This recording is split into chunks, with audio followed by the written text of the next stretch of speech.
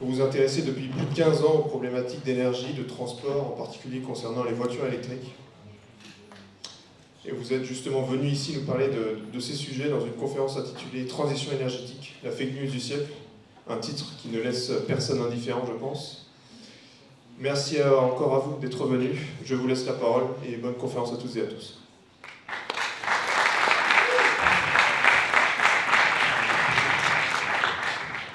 Merci. Est-ce que c'est bon, ça marche le micro? C'est parfait. Je vais me balader un peu, c'est pour ça que j'ai pris un micro. Écoutez, merci, je suis très content d'être là parmi vous ce soir. Et donc, effectivement, aujourd'hui, on va parler un peu de transition énergétique. On a pu s'apercevoir ces derniers mois qu'on nous parlait depuis 20 ans de transition énergétique, mais ça n'avait pas évité de se trouver dans une situation un peu compliquée, où on n'était pas très loin d'un déclassement. Peut-être pour me présenter rapidement les thèmes et ce que je fais aujourd'hui, je travaille pas mal sur les voitures électriques. Je suis un expert des voitures électriques. Je travaille dans une société qui s'appelle Volume, qui publie des données sur les voitures électriques, les vend. Et donc, tous les mois, je publie un rapport où je regarde où se vendent des voitures électriques dans le monde entier, combien, par modèle, par marque, etc. Je travaille aussi un peu sur le sujet de l'industrie. Et j'ai failli arriver en retard parce que j'étais en train de raconter des culottes menstruelles, puisque ma femme a monté une entreprise qui fabrique des culottes menstruelles en France. Et donc, on essaye à notre petite échelle de contribuer à, je ne sais pas si c'est à la réindustrialisation du pays, ou en tout cas ou éviter la désindustrialisation, mais en tout cas, on essaie de préserver ce qui reste encore de Made in France, et c'est pas facile tous les jours. Et puis après, effectivement, avant, j'ai travaillé un peu avec France Stratégie, où j'essaie de faire passer quelques messages, notamment que les voitures étaient un peu trop grosses, et trop lourdes, donc ce serait bien qu'elles soient un peu plus légères. Mais il n'y a pas que c'est un échec, mais ça n'a pas marché. Néanmoins, il fait aujourd'hui un malus sur le poids des voitures. Et donc aujourd'hui, on va parler un peu de fake news, parce que fake news c'est un peu à la mode, et ma mission, si je l'accepte, c'est que je vais essayer de déconstruire dans votre cerveau toutes les fake news qu'on met en permanence à longueur de journée, notamment dans un certain nombre de médias. Ils ne le font pas forcément exprès, hein, c'est un sujet qui est compliqué, mais ils le font.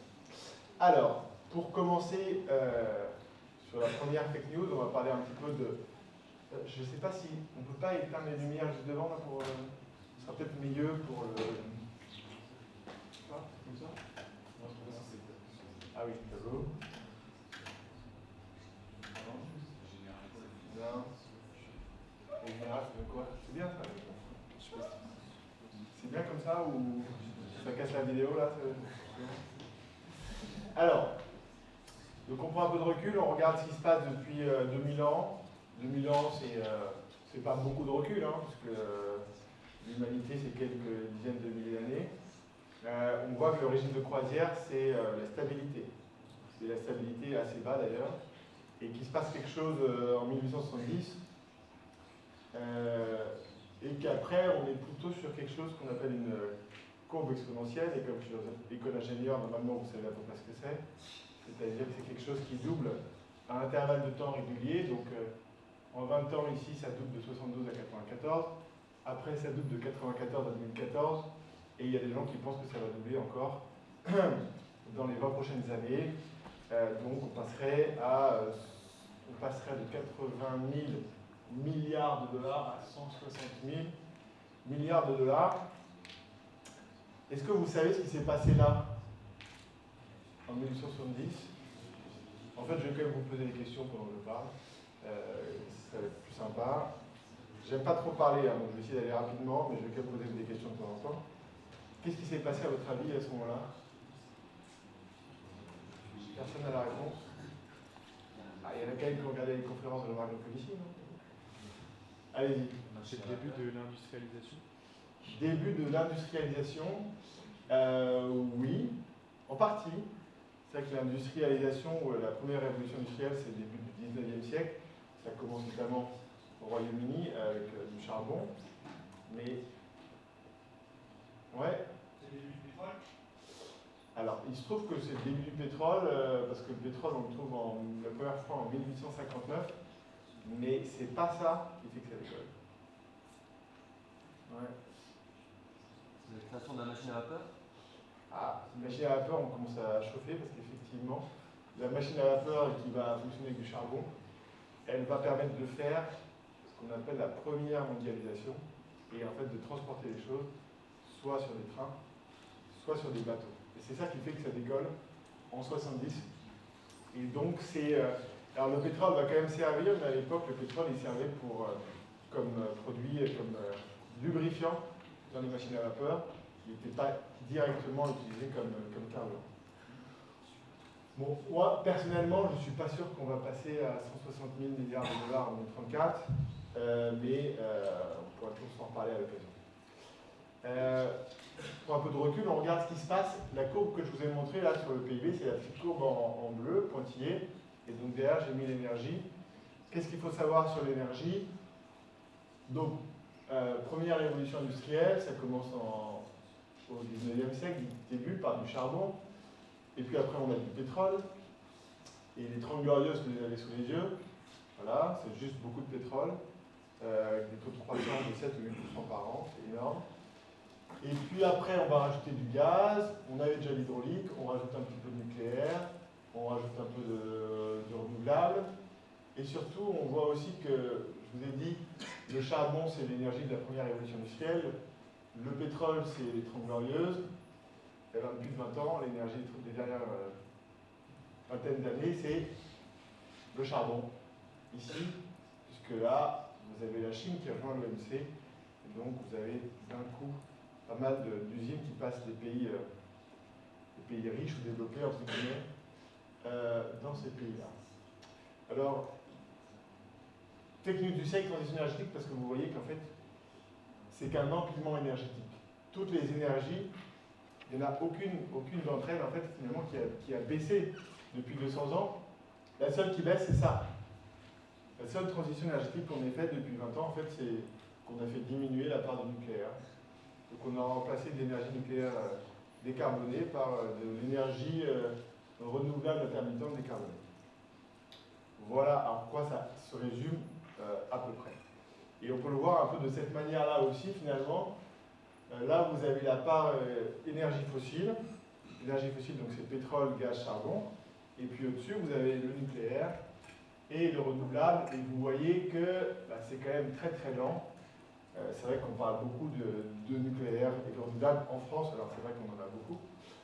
Mais c'est toujours moins de 20% de l'énergie qu'on consomme au niveau mondial. Et quand on regarde les projections, c'est a priori peut-être que d'ici 15 ans, on passera sous les 80%. Et donc aujourd'hui, l'énergie, c'est surtout pétrole, gaz, charbon. Et puis, quand on regarde l'électricité, maintenant, l'électricité, c'est grosso modo la moitié de l'énergie.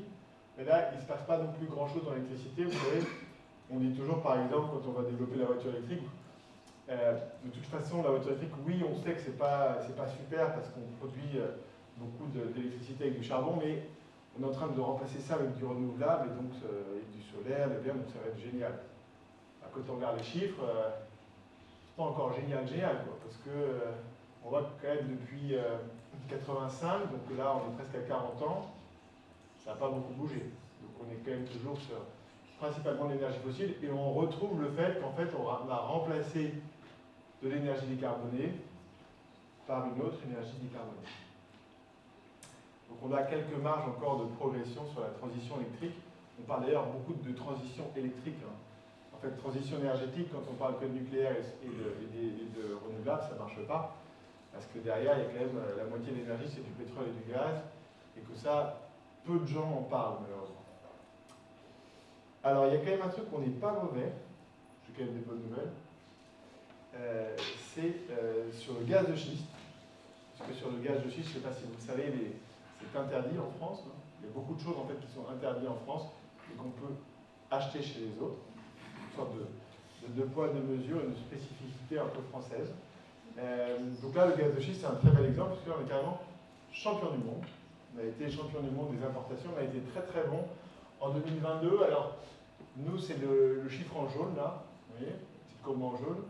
Alors là, on s'est fait dépasser par les Anglais, je crois, si je dis pas de bêtises, donc j'espère qu'on va se ressaisir.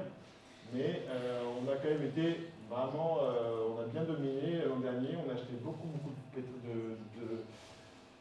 de bateaux, et peut-être que vous avez la chance chez vous, si vous avez peut-être un contrat chez Total, par exemple, de vous chauffer au gaz de schiste. Vous ne saviez pas, mais comme ça, vous en profiterez encore mieux.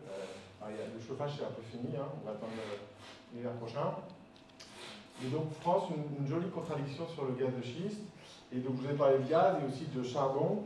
Charbon, on dit toujours c'est l'énergie du passé. Quand on regarde, alors on sait qu'en Chine et en Inde, ils utilisent encore beaucoup de charbon, mais il n'y a pas besoin d'aller en Chine ou en Inde.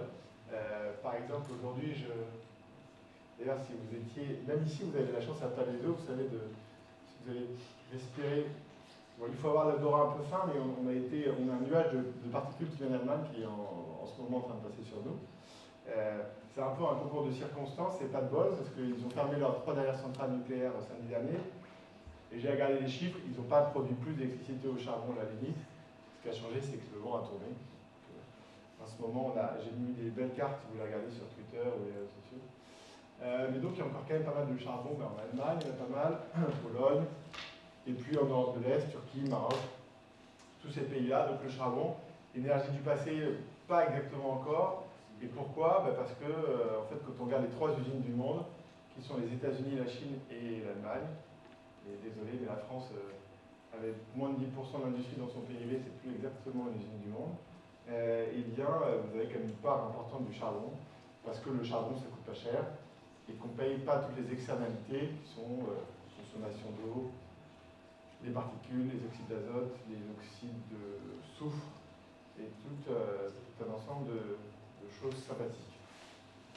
Alors tout à l'heure, je vous ai montré que la transition qu'il y a eu finalement, ce qui s'est passé, que le charbon était l'énergie des 20 dernières années, et on le voit bien en fait sur ce petit graphique qui date de quelques années, hein, donc ça fait 2014, donc ça fait presque 10 ans. À l'époque, on appelait ça, on disait les pays développés et les pays du tiers-monde.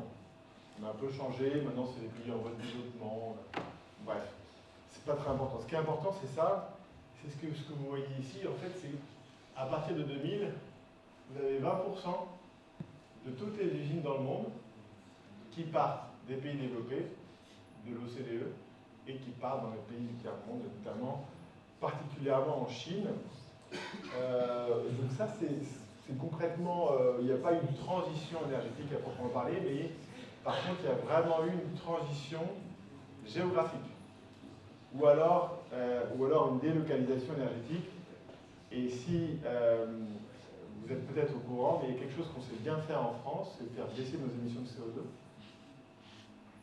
Mais on ne regarde jamais, peu de gens regardent dans quel secteur on les a fait baisser. Alors par exemple, est-ce que ce serait dans l'automobile parce qu'on n'a mis que des voitures diesel partout? Non, ce n'est pas dans l'automobile. Ça a plutôt augmenté entre 90 et 2019. Est-ce que c'est dans le bâtiment? Dans le bâtiment, ça a un petit peu baissé, mais voilà, 10 millions de tonnes.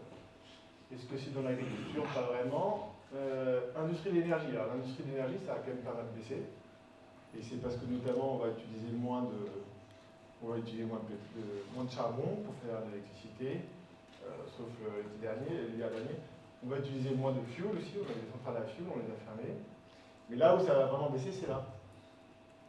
L'industrie, donc vous retrouvez finalement le fait qu'on les a baissés quand même de 40%. Donc en fait, la baisse des émissions de CO2 en France depuis 20 ans, elle s'explique principalement par le secteur industriel. 2 raisons, c'est pas que des usines qui ferment, heureusement. Il y a aussi des améliorations de processus industriels pour consommer moins d'énergie au sein d'usines. Mais il y a quand même une part importante, significative, qui sont des usines qui ferment et qui partent ailleurs, et donc elles emmènent avec elles leurs émissions, et accessoirement, elles emmènent aussi leurs emplois. Alors nous, c'est pas grave, on est quand même beau sur la photo, mais depuis quelques années, il y a quelque chose qu'on commence à regarder un peu plus, qui s'appelle l'empreinte carbone. Ça vous parle, l'empreinte carbone? Un peu? L'empreinte carbone, ça ressemble à peu près à ça. Alors, je suis désolé, mais le format n'est pas exactement celui que je voulais, mais c'est pas grave. Donc en fait, là, on regarde les émissions de CO2, et l'empreinte carbone, ce qu'on fait, c'est qu'on regarde celles qu'on consomme, celles qu'on émet en France, et celles qu'on émet à l'étranger, celles qu'on consomme plutôt. Donc pour regarder celles qu'on consomme, c'est-à-dire qu'on va regarder celles qui sont qu'on consomme en France, on va enlever nos exportations, parce que c'est pas nous qui les consommons, et on va rajouter nos importations. Et donc les importations, c'est ce que vous avez en gris et en vert. Donc là, vous aviez 187 millions de tonnes en 1995, et en fait ça a augmenté de 80%. On est monté, voilà, si je regarde les derniers chiffres, on est plutôt à 350 millions de tonnes, grosso modo. Et en fait aujourd'hui, plus de la moitié de votre impact, plus de la moitié de l'impact des Français, ce sont nos importations. C'est-à-dire quelque chose que personne ne regarde, personne ne compte, et personne ne fait rien pour diminuer. Donc c'est toujours intéressant d'essayer de s'attaquer au problème, mais quand on ne regarde pas plus de la moitié du problème, on risque de ne pas résoudre grand-chose. Et concrètement, c'est ce qui se passe quand on regarde les émissions de CO2 au niveau mondial. En fait, on n'a pas résolu grand-chose. Et je ne vais pas m'avancer, mais il me semble qu'en 2022, on a atteint un record historique mondial. Donc on est allé encore plus haut que 36,4, on devait être un peu plus haut que ça. Et donc en fait, ce qui est surprenant sur les émissions de CO2, c'est que depuis qu'on s'y intéresse, elles n'ont jamais autant augmenté. Donc on a commencé à s'y intéresser 95, je crois, où l'accord de Kyoto, ça doit être, j'ai plus l'année exacte, mais je crois que c'est par là. En fait, depuis qu'on a mis en place ces fameux accords de Kyoto, ça n'a jamais autant augmenté, ça n'a jamais augmenté aussi vite, plus de 50%. Et le seul moyen qu'on ait trouvé pour les faire baisser, c'est les banquiers. Les banquiers sont assez bons, avec une bonne crise financière, ça marche assez bien. Il y a aussi les pangolins. Le pangolin marche bien. Le pangolin, mais il marche bien, mais ça ne dure pas longtemps après. Donc ça repart, mais à part les pangolins et les banquiers, pour l'instant, on n'a pas réussi à trouver vraiment d'autres solutions pour les faire diminuer. Alors a priori, je crois que j'ai vu que Jacques Attali avait anticipé que les banquiers allaient faire un nouvel effort dans pas longtemps. Affaire à suivre. Mais souvent, quand les banquiers font des efforts, ça a quand même des effets collatéraux. Il ne faut pas complètement se réjouir non plus. Alors pourquoi est-ce que ça n'a jamais autant augmenté et pourquoi finalement, moi je me dis presque qu'il n'aurait pas fallu s'y intéresser. Et peut-être que dans ce cas-là, ça n'aurait pas autant augmenté, parce que depuis qu'on le fait, ça... en fait, il y a quand même un petit éléphant dans la pièce, hein, petit, et donc ça, vous vous souvenez ce que je vous ai dit au début de la présentation, avec la Chine qui rejoint l'OMC en décembre 2001, si je ne dis pas de bêtises, et vous aviez là, alors j'ai vu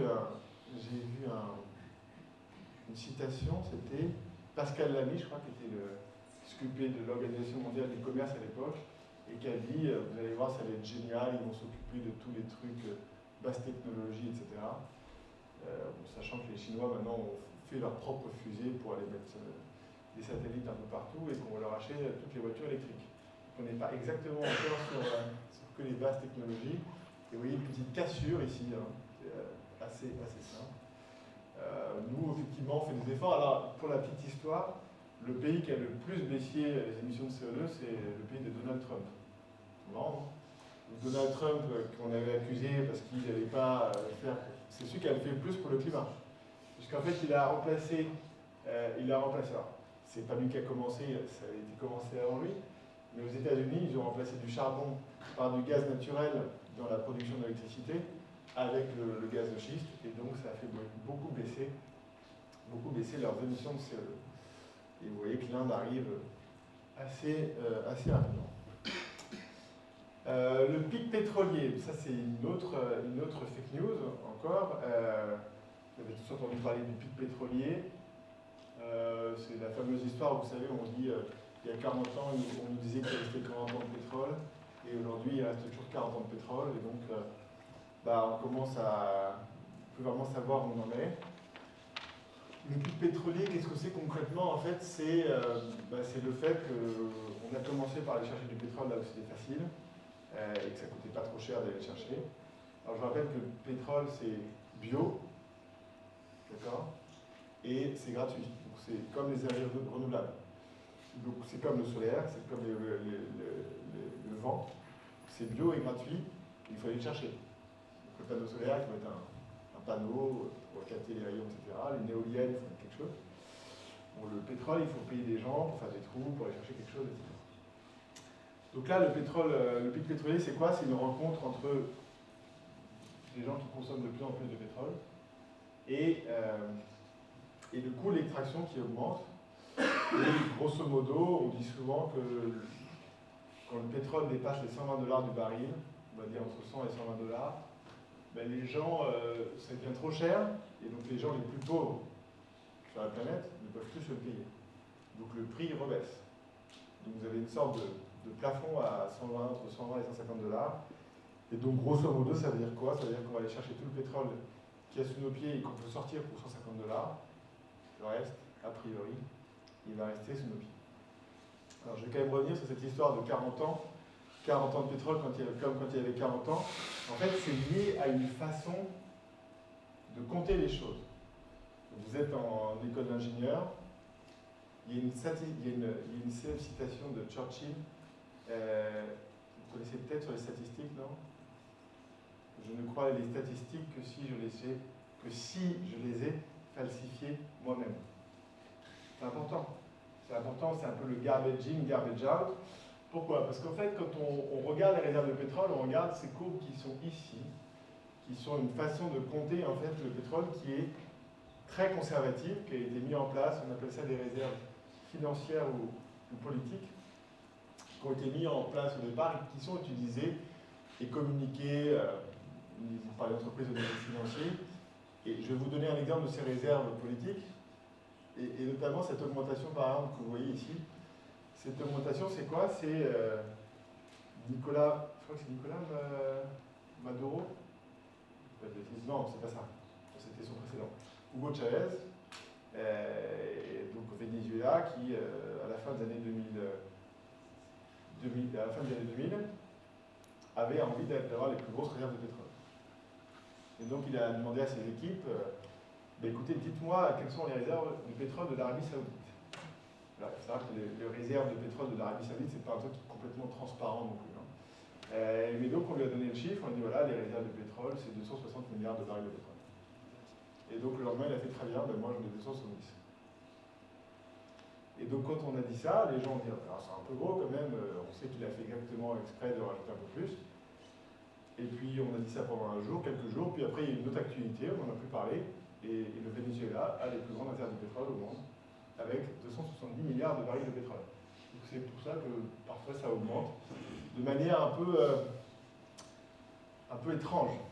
Mais heureusement, il y a ce qu'on appelle les réserves 2P, qui sont des réserves techniques,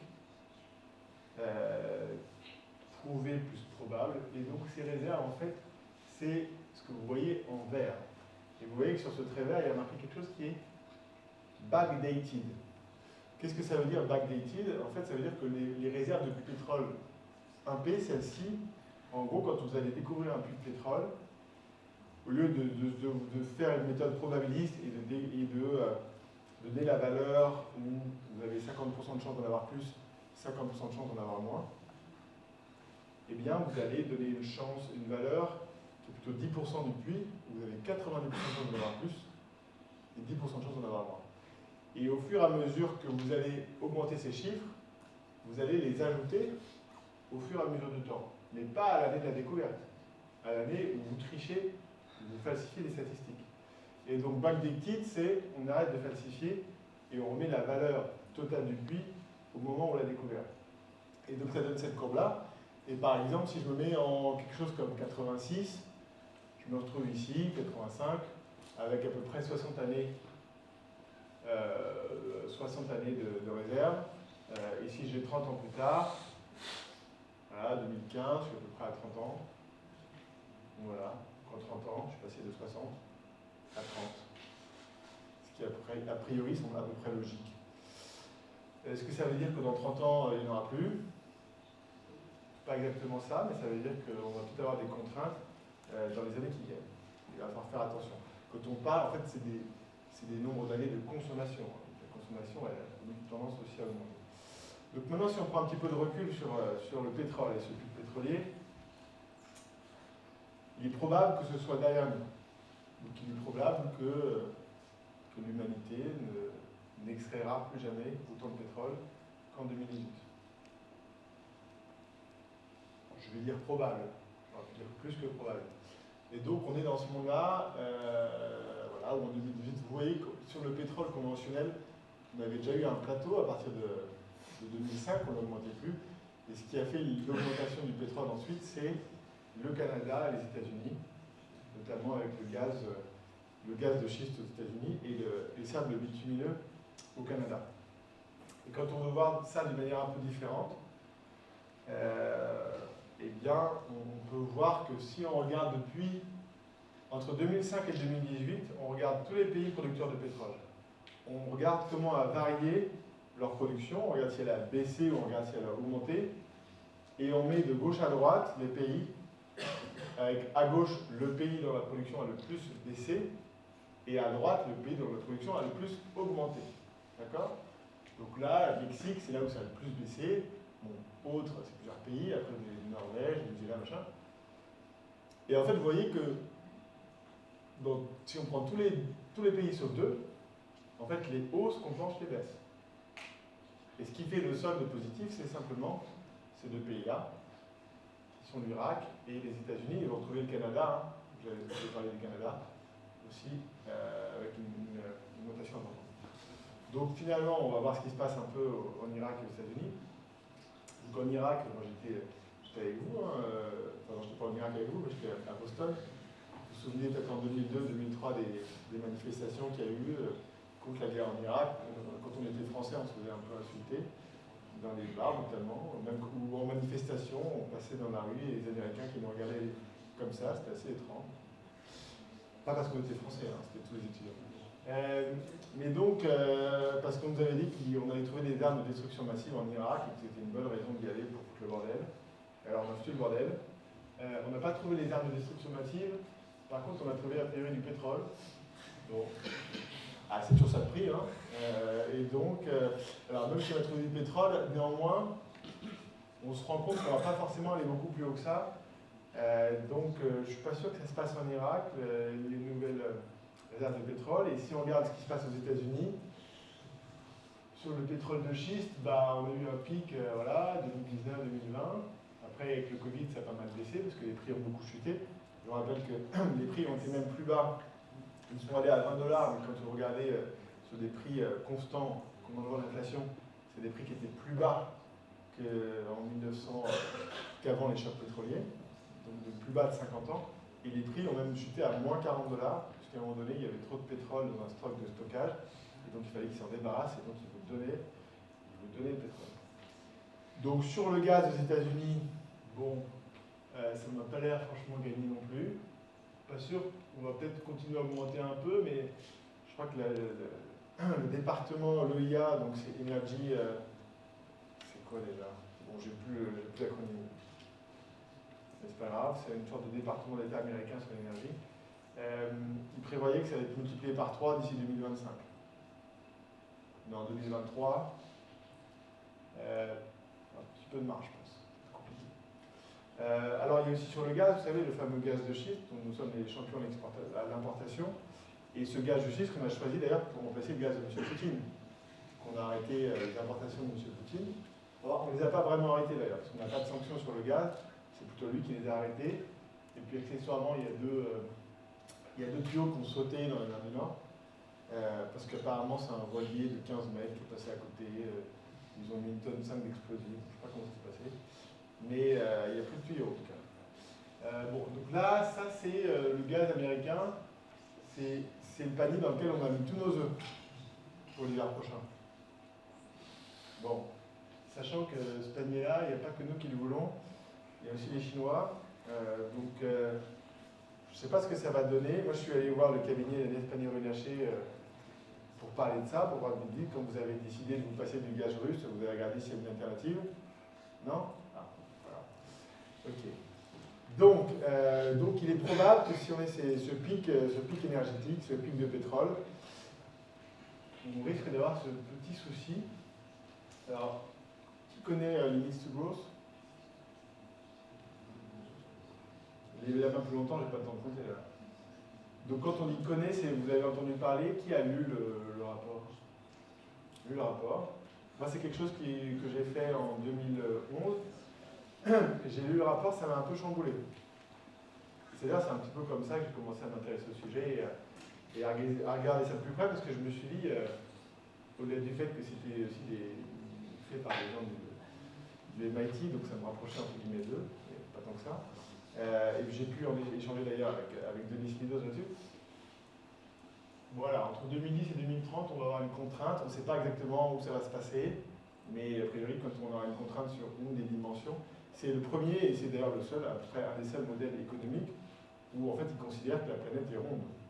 D'accord? Parce qu'en fait, tous les modèles macroéconomiques, en fait, ils disent, bon, on va faire 2% de croissance, on aura l'énergie qu'il faudra, grâce à la technologie, grâce au machin, grâce au truc, il n'y a pas de problème.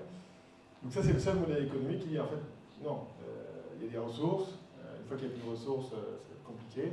Et ça, c'était en 72. Donc c'était quand même il y a 50 ans, on a fêté d'ailleurs les 50 ans l'an dernier. Depuis, on n'a pas refait de modèle comme ça. On l'a un peu mis à jour, on l'a un peu minoré. Et en fait, c'est d'ailleurs assez surprenant.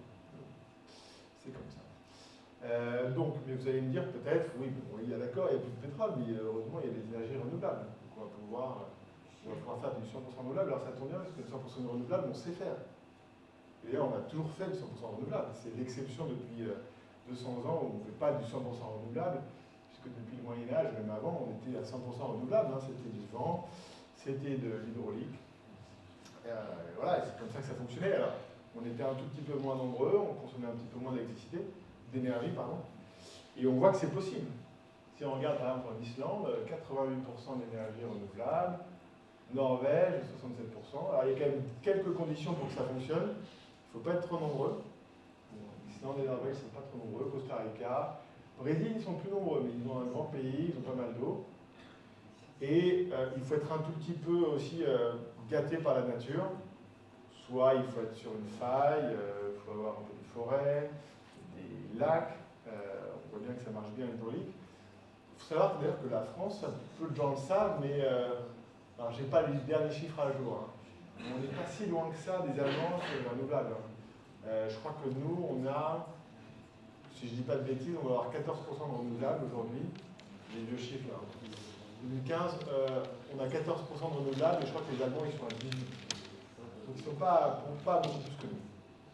Donc, est-ce qu'on peut faire du 100% renouvelable? Oui, on peut le faire, mais ça va être un peu douloureux. Ce qui est sûr, c'est qu'il va falloir, si on n'a plus que du renouvelable, il va falloir baisser un peu la consommation et s'organiser, sinon ça ne va pas fonctionner. Alors après, on va vous dire oui, mais de toute façon, regardez dans plein de pays une décorrélation du PIB et de l'énergie. Vous avez peut-être déjà vu ça. Alors, on voit le PIB qui continue de monter et l'énergie qui baisse. Là, on en revient un petit peu à la phrase de Churchill. Il dit voilà, je ne crois que les statistiques que j'ai falsifiées moi-même parce que c'est vrai que dans le PIB, maintenant, il y a quand même beaucoup d'artefacts qui fait qu'on arrive à le faire augmenter artificiellement. Quand on regarde par exemple ça, c'est un petit exercice que j'ai fait il y a quelques années. Donc qu'est-ce que j'ai fait? J'ai regardé la croissance du PIB mondial, d'accord? Et je n'ai pas regardé des pourcentages. J'ai regardé du réel, enfin du réel, du dollar. Donc j'ai regardé des dollars et en face de cette croissance en dollars, donc c'est l'incrément en valeur absolue, j'ai mis en face, j'ai fait un modèle avec l'extraction de pétrole. Pour essayer de faire un modèle qui représente, juste en prenant les données d'extraction du pétrole, la croissance du PIB. Bon, ça marche assez bien. Ça marche quand même assez bien. Alors là, il y a la crise financière, etc. Donc on le voit un peu moins.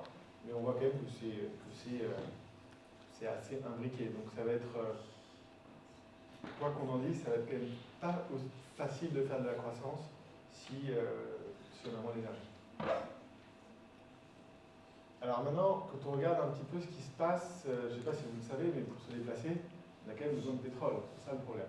C'est comme ça d'ailleurs que je suis arrivé sur ces sujets-là, puisque je travaille beaucoup sur l'industrie automobile. Donc, si on n'a pas de pétrole pour le transport, ça risque de poser un petit souci.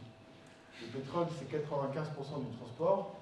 Le transport, c'est pas tout lourd, hein, c'est aussi les poids lourds, les bus, les bateaux, les avions, toutes ces choses-là. C'est pas que le transport des personnes, c'est aussi le transport des marchandises, bien sûr. Et si on a moins de pétrole, ben, ça risque d'être un peu compliqué. On a quand même intérêt à essayer de s'en passer dans les usages où on peut s'en passer. Bon, dans l'avion, sans pétrole, ça va pas être facile. Prendre moins l'avion, on peut pas prendre l'avion, mais il y avait un calcul qui a été fait par des universitaires à Toulouse, parce qu'on nous dit, ah, ben, on n'a qu'à faire des avions à hydrogène. Bah oui, on peut faire des avions à hydrogène, c'est une bonne idée. 16 réacteurs nucléaires pour faire décoller, atterrir les avions de Roissy-Charles de Gaulle. Roissy, hein. Après, il y a d'autres aéroports en France. Donc 16 réacteurs nucléaires, là on est en train de se battre pour en avoir 4. D'ici 2035, je ne suis pas sûr que ça fonctionne. Bon, c'est pas grave, il y a la voiture électrique, heureusement. On va parler un petit peu de voiture électrique. Voiture électrique, bah, ça marcherait presque assez bien aujourd'hui, dans la situation dans laquelle on est. Hein. Si vous regardez les petites cartes qu'on a sur Paris, où finalement, bah, là, c'est tous les Allemands qui roulent en voiture électrique, donc ils envoient un petit peu leurs particules, c'est sympathique. Bon, alors la voiture électrique, est-ce qu'elle va nous permettre de nous passer du pétrole? Bah, peut-être, mais ça va prendre un petit peu de temps. Il faut regarder ce qui se passe dans le paradis de la voiture électrique. Le paradis de la voiture électrique, où est-ce que c'est? C'est en Norvège. Parce qu'en Norvège, aujourd'hui, 90% des ventes de voitures neuves sont électriques. Donc ils vendent quasiment que des voitures électriques. Et grosso modo, donc ça c'est les ventes de voitures neuves, mais ce n'est pas le parc de voitures, parce que les voitures, ça a une durée de 15 ans, donc un parc, ça se renouvelle. Et donc, grosso modo, aujourd'hui, bah, vous avez entre 15 et 20% des voitures qui roulent en Norvège qui sont des voitures électriques. Mais qu'est-ce que ça fait sur le pétrole? Bah, ça fait que on a fait baisser la consommation de pétrole en Norvège de 15 à 20%. Grosso modo. Et 20%, 20% de voitures électriques pour l'Europe. Donc la Norvège, c'était en 2021. Bah, nous, pour l'Europe, 20%, grosso modo, ça peut être en 2030. Donc d'ici 2030, on peut espérer faire baisser la consommation de pétrole pour les voitures de 20%. Mais c'est pas sûr que ce soit suffisant. Alors, il y a une autre chose dont on ne vous parle pas forcément très souvent. Est-ce que vous connaissez un peu le déficit commercial de la France? Qui connaît le déficit commercial de la France en 2022? Ouais. 170 milliards d'euros. Pas mal, très très loin.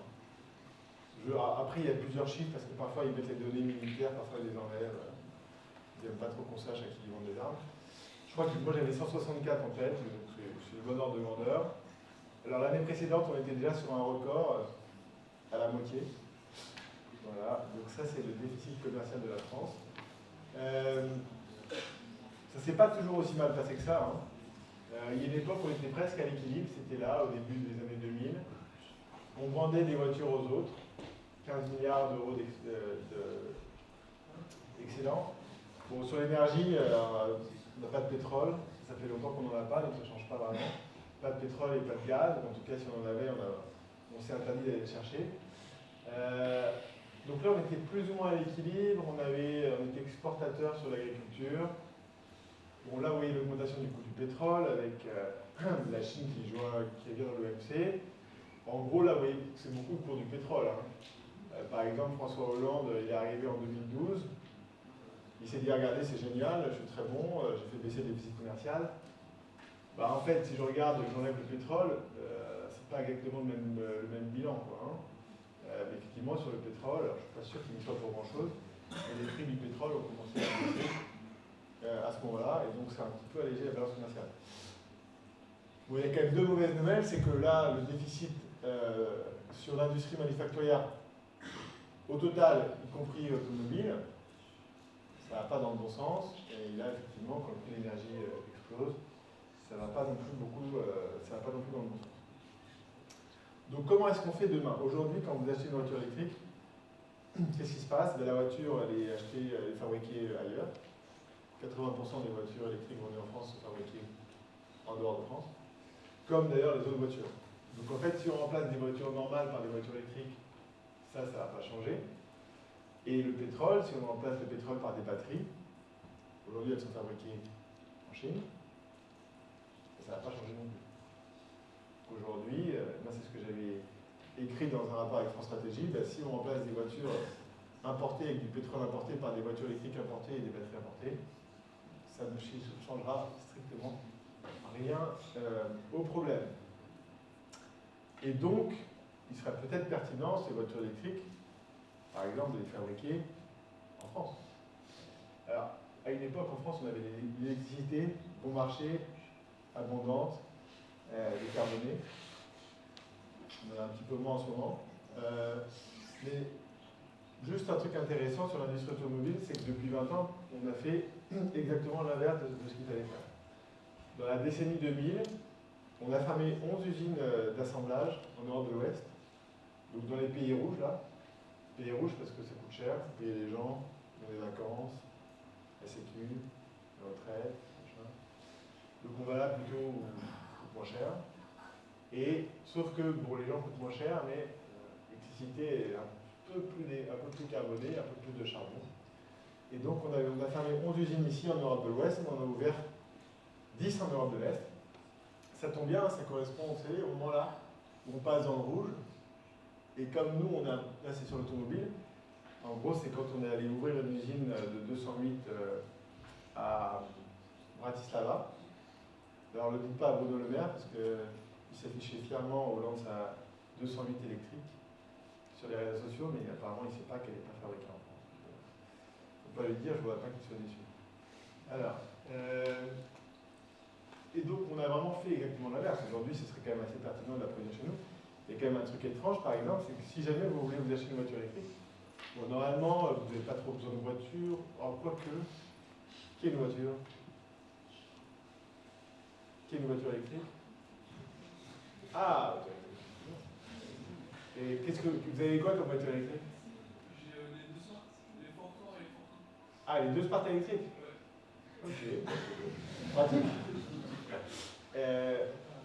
Alors, ceci étant dit, les deux Smart, vous voulez peut-être avec une voiture made in France, non? Je pense qu'elle a été fabriquée en France.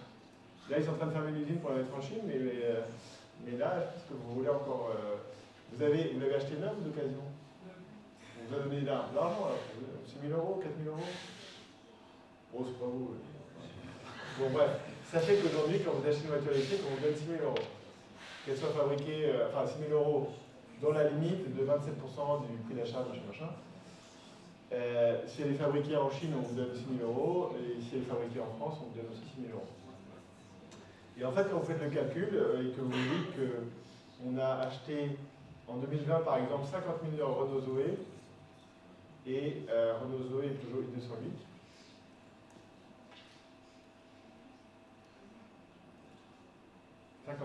on a donné 6 000 euros pour chacune des voitures, pour payer le surcoût de la batterie. 50 000 fois 6 000 euros, ça fait 300 millions.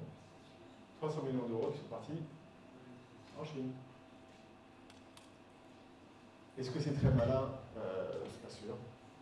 Moi, quand j'étais à France Stratégie, j'ai proposé de conditionner l'aide à l'achat à l'empreinte carbone de la fabrication de la batterie. Ça, tu fabriques ta batterie au charbon, bah, tu n'as pas d'aide. Tu ne fabriques pas ta batterie au charbon, tu n'as pas d'aide.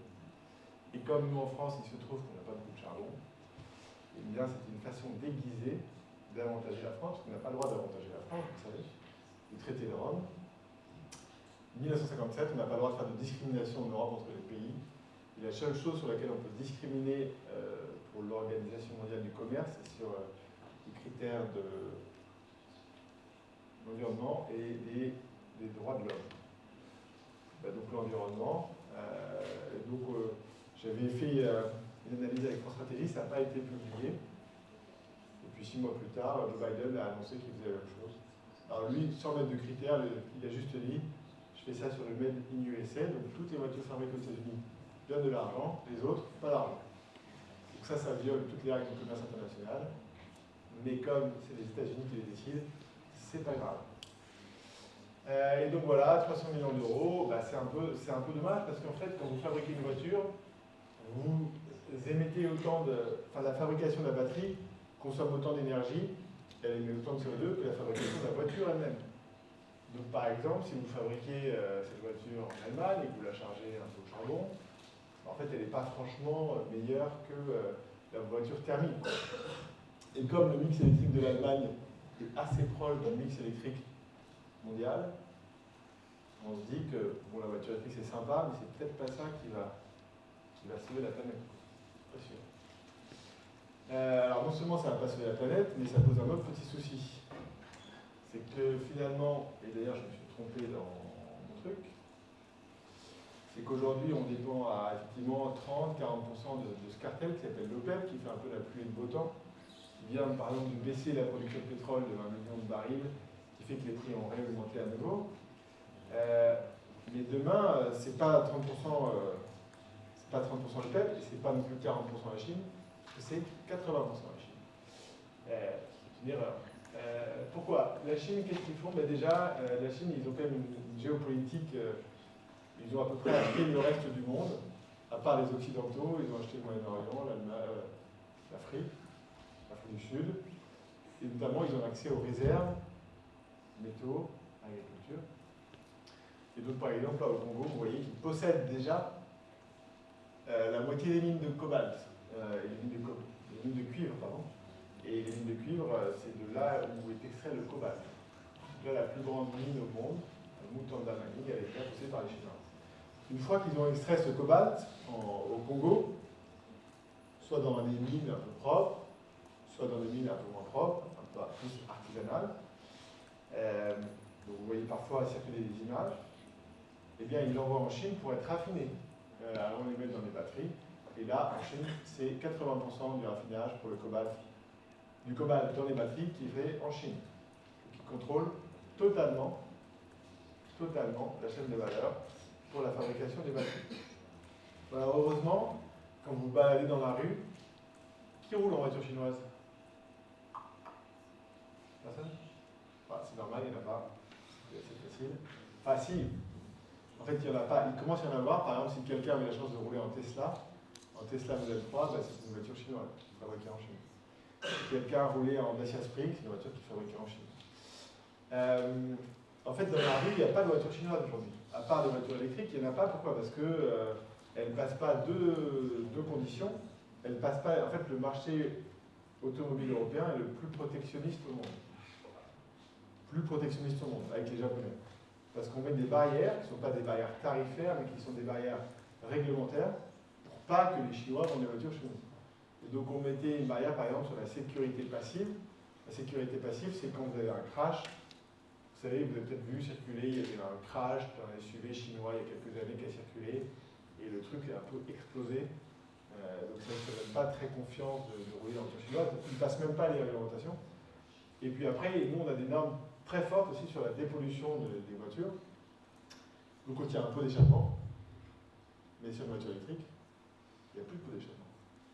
Donc il n'y a plus la barrière. Et donc qu'est-ce qui se passe? Il se passe que la Chine, aujourd'hui, est déjà le deuxième fabricant de voitures électriques vendues en Europe. Deuxième.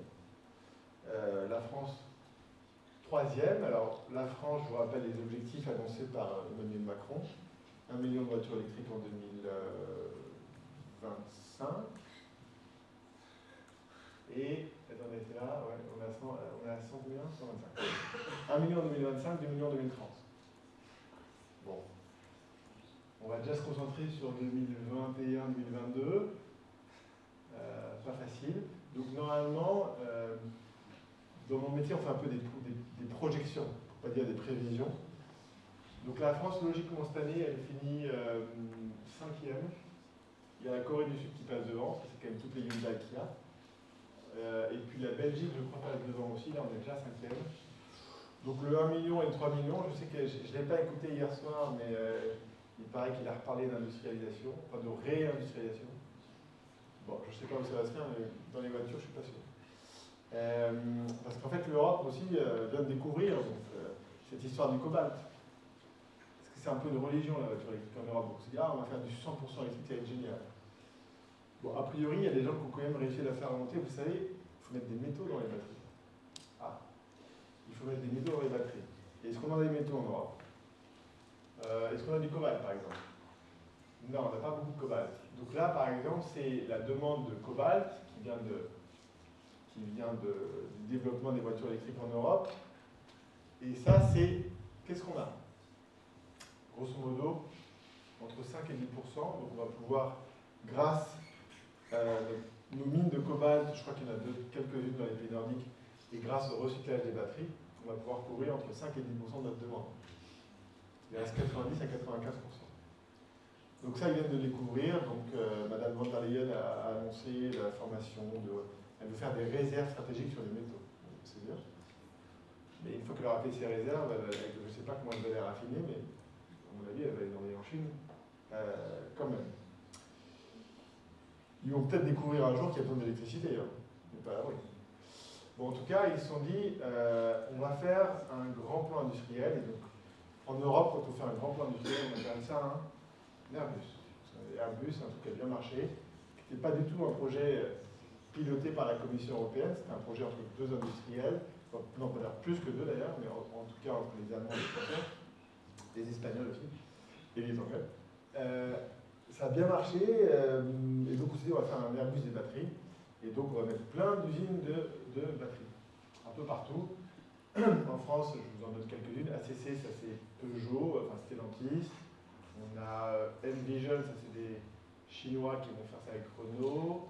Alors c'est ici pour la France d'ailleurs. Verkor, c'est une autre start-up. Sauf qu'a priori, il y a un truc qu'ils n'ont pas compris. C'est que pour faire des usines, vous savez comment on fabrique des batteries ou pas? En fait, quand vous fabriquez une batterie, une cellule de batterie, vous la mettez dans un four. Et un four, ça ne marche pas encore avec des panneaux solaires. Ça marche avec du gaz. Donc aujourd'hui, quand on fabrique des batteries, ça se fait avec du gaz naturel. À 70%. Et malheureusement, là, je crois qu'au niveau européen, ils sont en train de se rendre compte que pour fabriquer des voitures, pour rouler déjà en voiture électrique, ce serait bien d'avoir de l'électricité. Et accessoirement pas trop cher. Alors là, bien évidemment, on a connu des pics l'an dernier.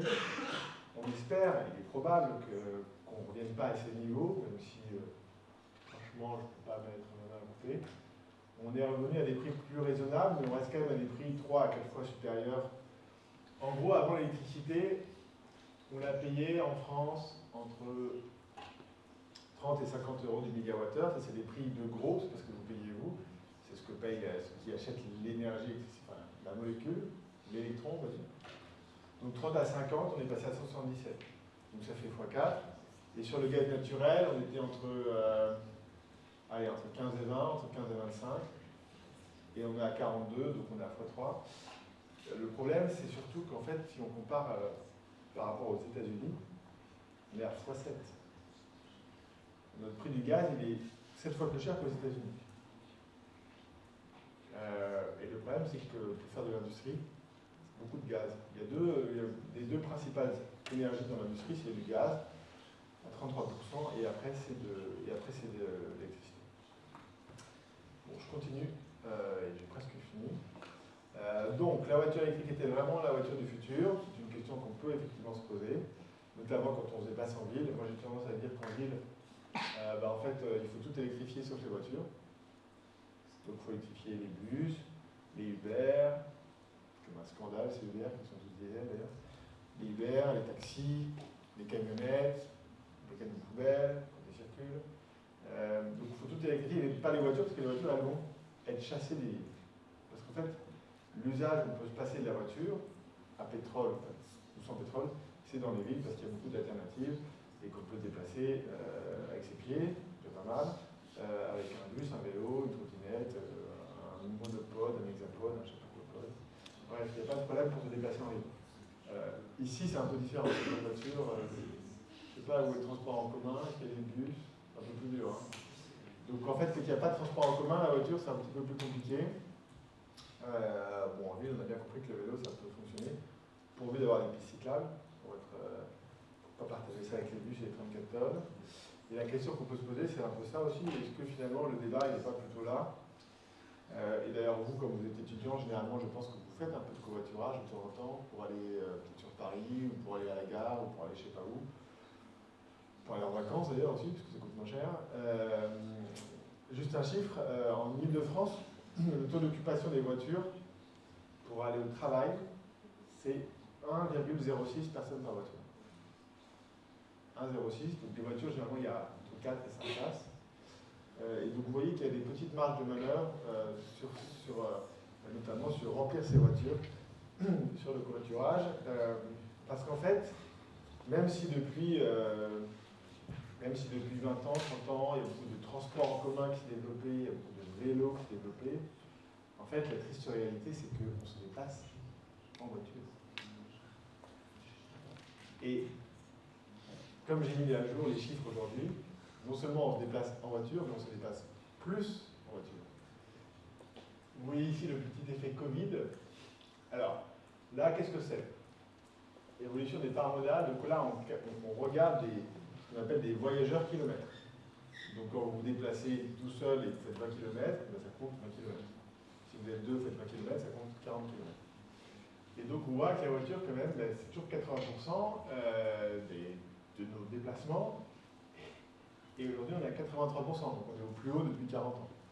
Aujourd'hui, hein. Et pendant le Covid, on est monté à 85.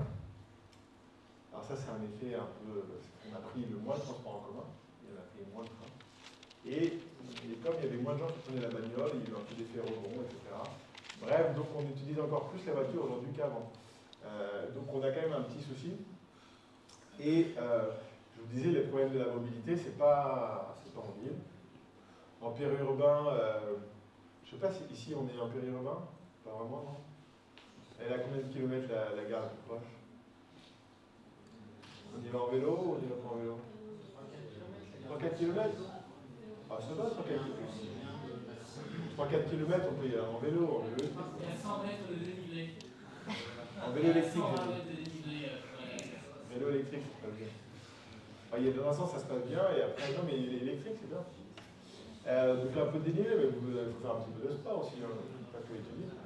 Donc vous êtes ici, typiquement, vous pouvez aller jusqu'à la gare de Massy. Est-ce qu'il y a des parkings à vélo à la gare de Massy? Que dalle. Donc on pose son vélo, le soir on récupère, il n'y a plus de sel. Il est quoi? Ah, il n'est plus là. Bon, c'est bon. Bon, il faut avoir beaucoup de vélos là, franchement. Bref, donc ça c'est quand même un des problèmes, c'est-à-dire qu'en milieu périurbain, on pourrait se dire, il y a des transports en commun, on y va, bon, je sais pas, à pied, en vélo, en bagnole, peut-être pas. Si on veut essayer de s'en passer, vélo électrique.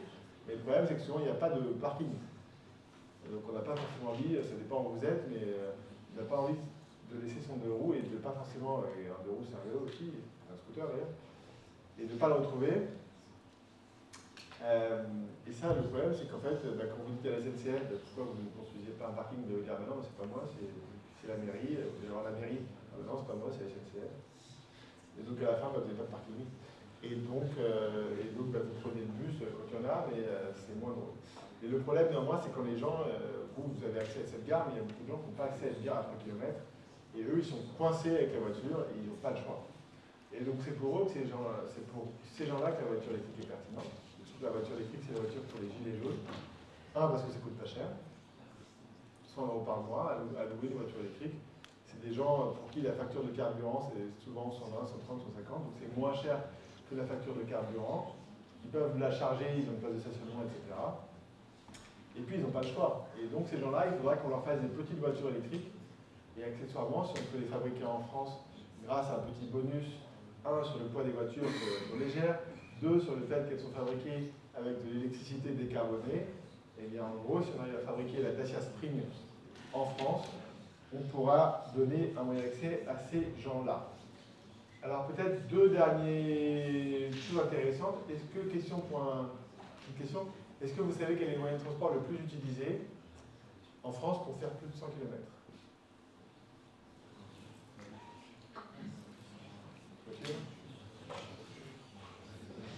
Eh bien non, c'est l'avion. Le moyen de transport le plus utilisé pour faire plus de 100 km, c'est l'avion. On ne l'utilise pas très souvent, mais quand on l'utilise, on fait beaucoup de kilomètres. Et donc quand vous faites la somme de toutes les petites colonnes comme ça, hop, eh bien vous avez l'avion qui est le moyen de transport le plus utilisé. Alors est-ce que c'est vraiment la mobilité du futur? C'est pas sûr. Alors je n'ai pas les chiffres à jour parce que c'est une étude qui a été faite une seule fois et qui n'a jamais été faite depuis malheureusement. Mais je trouvais ça assez marrant et souvent les gens ne se rendent pas forcément compte. Mais voilà, aujourd'hui en France, on doit faire plus de 100 km, c'est d'abord l'avion qu'on va utiliser. Et puis enfin, ça pourrait être un truc intéressant. pour demain, si on se dit demain on va revenir dans un monde un peu du passé, on va revenir dans un monde avec moins d'énergie, probablement, faut voir comment la voiture, ça n'a pas toujours existé. Avant les années 50, il n'y avait pas d'automobile en Europe, très peu en tout cas, ou peu pour les gens très riches, et pas pour tout le monde. Et bien qu'est-ce qu'on avait? On avait des trains, et en fait on avait des trains qui allaient dans toutes les villes, donc on n'a jamais eu un réseau aussi maillé qu'à ce moment-là, et vous voyez toujours ces petites voies désaffectées, etc. Et pourquoi est-ce qu'on a arrêté ce réseau? Parce que les gens ont commencé à se déplacer en voiture, ils ont eu accès à la voiture, donc ils ont moins pris le train, donc ils gagnaient moins d'argent, et ça coûtait cher d'entretenir. Et dans le train, ce qui coûte cher, c'est pas tant de payer le chauffeur, c'est de payer l'entretien des voies et l'entretien du matériel circulant. Et donc, ça, malheureusement, ça ressemble à quelque chose qui serait vachement bien, mais j'ai pas l'impression que c'est ce qui s'est prévu, parce qu'on voit plutôt des petites lignes qui ferment, que l'inverse. Mais pourtant, c'est comme ça qu'on se déplaçait avant pour la longue distance, et ça fonctionnait. Et donc, je pense que probablement, quand vous pourrez à la gare, il faut faire vos 100 mètres de dénivelé, une petite batterie de vélo peut vous aider. Alors il faut quand même que je passe un coup de fil au maire de Massy-Palaiseau pour essayer de l'installer des places de stationnement sécurisées pour votre vélo. Mais grosso modo, c'est comme ça que ça se passait avant, en vélo pour la courte distance, en train pour la longue distance. Tant qu'il y a des voitures et que vous pouvez faire du covoiturage, pourquoi pas. Mais ça va ressembler à un petit peu un truc comme ça. Alors il y a un intermédiaire, il y a aussi des scooters électriques. Je sais que je suis allé voir, je suis allé à Cuba en 2011 et je voyais des gens qui se déplaçaient en 2011, tous en scooter électrique. À Cuba, on ne m'avait pas expliqué que c'était des champions du développement durable. Et en fait, j'ai compris qu'ils apportaient des scooters électriques dans les bus, c'est ça, des bus ligne de Chine. Et donc, tous les Cubains roulent déjà en scooter électrique. Ça peut être une solution. Le problème, c'est de pouvoir prendre la batterie et de le charger chez soi. Mais ça peut être une façon de se déplacer. Et je m'arrête là, parce que je suis à 1 heure. Et donc, on va pouvoir discuter. Voilà, merci.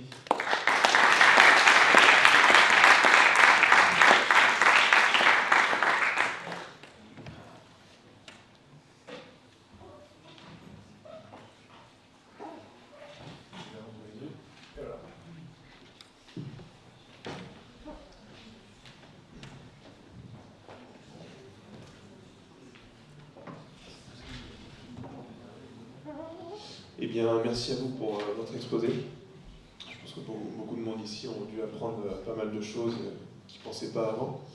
J'aimerais bien commencer parce que justement pour revenir sur l'état de l'électrification et au niveau de l'industrie en France, est-ce que vous avez des pistes de réflexion pour justement compenser le fait que quand on essaie d'acheter des produits pour électrifier nos sociétés, on achète en Chine? Au final, comment on fait pour amener l'industrie d'électrification justement en France? Vous avez parlé de quelques startups, mais c'est ce que je vous ai dit. La seule chose que vous pouvez faire, alors c'est la note que j'ai écrite, mais que France Stratégie n'a jamais publiée. Donc, vous pouvez faire plusieurs choses. Vous conditionnez les aides à l'achat à l'empreinte carbone de la fabrication de la batterie. Et donc ça évite que les batteries soient fabriquées en Chine. Premièrement. Deuxièmement, vous pouvez... il y a un certain nombre de produits en Europe où on doit indiquer le nom, le pays d'origine. Par exemple, c'est le cas des fruits et légumes en Europe. C'est le cas de la viande, je crois aussi. Mais c'est aussi le cas aux États-Unis. Quand vous allez aux États-Unis, vous achetez une voiture, il est marqué cette voiture a été assemblée, je ne sais pas dans quel état, la boîte de vitesse a été assemblée dans cet état. Et donc on pourrait, si vous voulez, si les gens, quand ils achètent une voiture, il y a marqué Made in China, en gros, peut-être qu'ils réfléchiraient à la fois. S'ils mettaient le... Parce qu'en fait, en France, vous avez beaucoup de gens qui pensent quand ils achètent une Clio ou une 200 000 que c'est fabriqué en France. Ça fait 20 ans que c'est fabriqué en France. Donc ça pourrait être aussi une chose qu'on pourrait ajouter. Dans les autres idées auxquelles je réfléchissais, il y a aussi un truc que j'aime pas mal, qui est une sorte de éco-détaxe. Éco-taxe, éco-détaxe. Le code des taxes, ce serait quoi? En fait, ce serait une sorte de fiscalité kilométrique. Donc on se rend compte que notre problème, c'est que si on veut réindustrialiser, il y a toute une notion de circuit court. On veut rapprocher le producteur du consommateur. Si on veut rapprocher l'unité de la distance, du kilomètre. Et donc on pourrait imaginer une fiscalité kilométrique qui consisterait à prendre le taux de TVA aujourd'hui qui est à 20% et le réduire à 15%. Ça, on a le droit de le faire.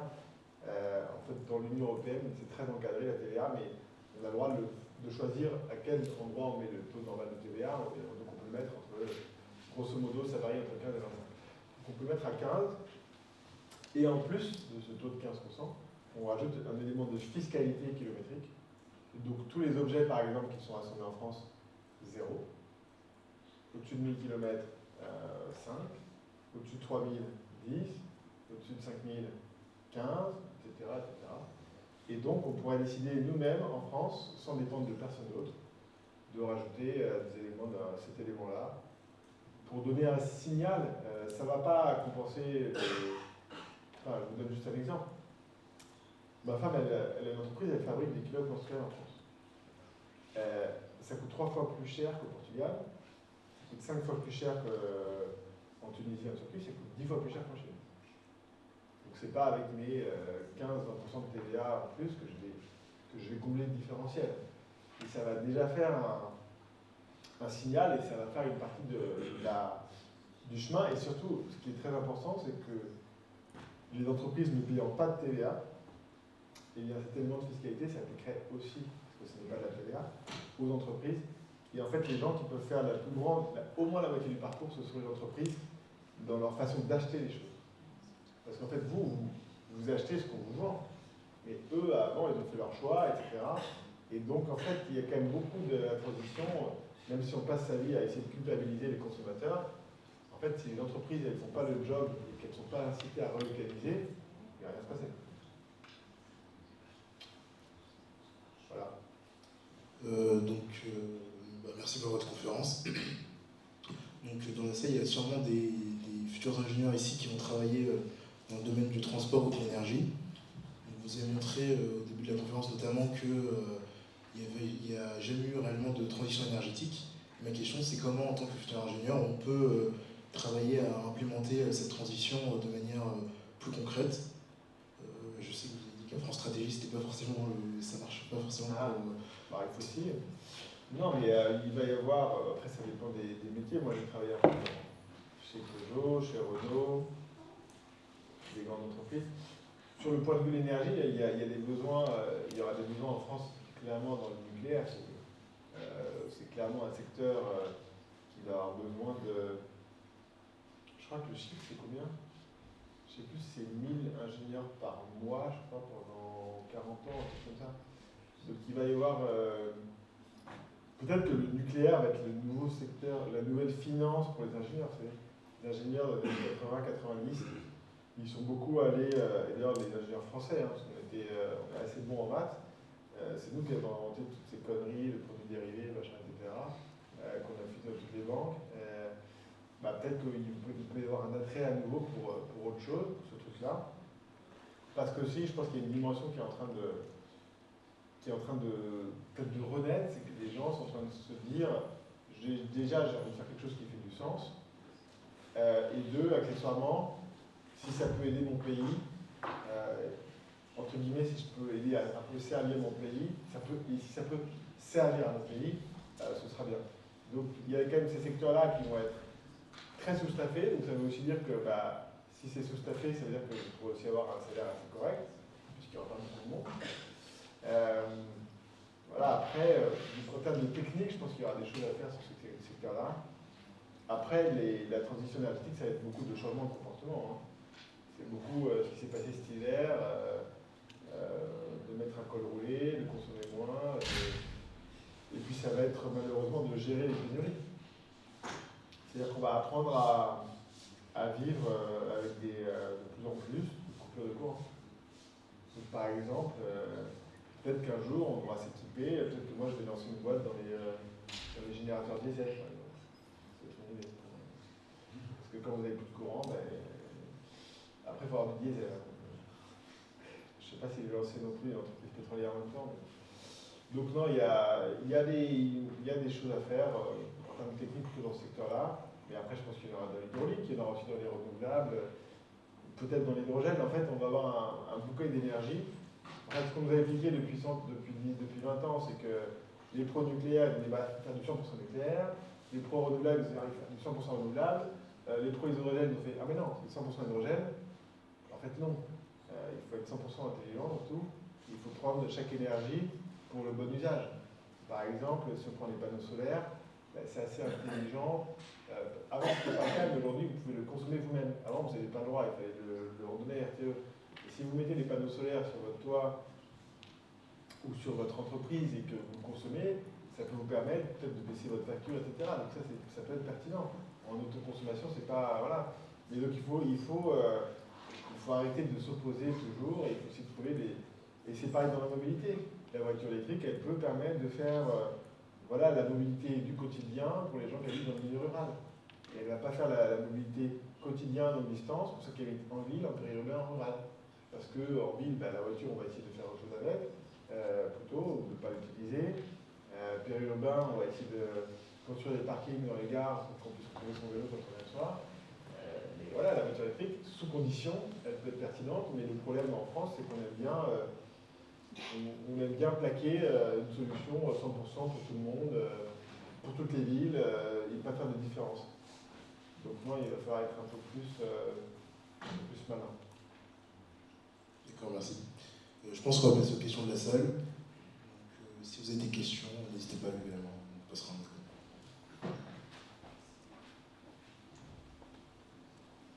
Bonjour. Vous avez mentionné tout à l'heure les problèmes avec tout ce qui est matériaux au niveau des batteries de voitures. Vous pensez quoi de l'arrêt de production de voitures thermiques en 2035? Très bonne question. Alors, l'arrêt de production de voitures 2035, j'en pense pas grand-chose en fait.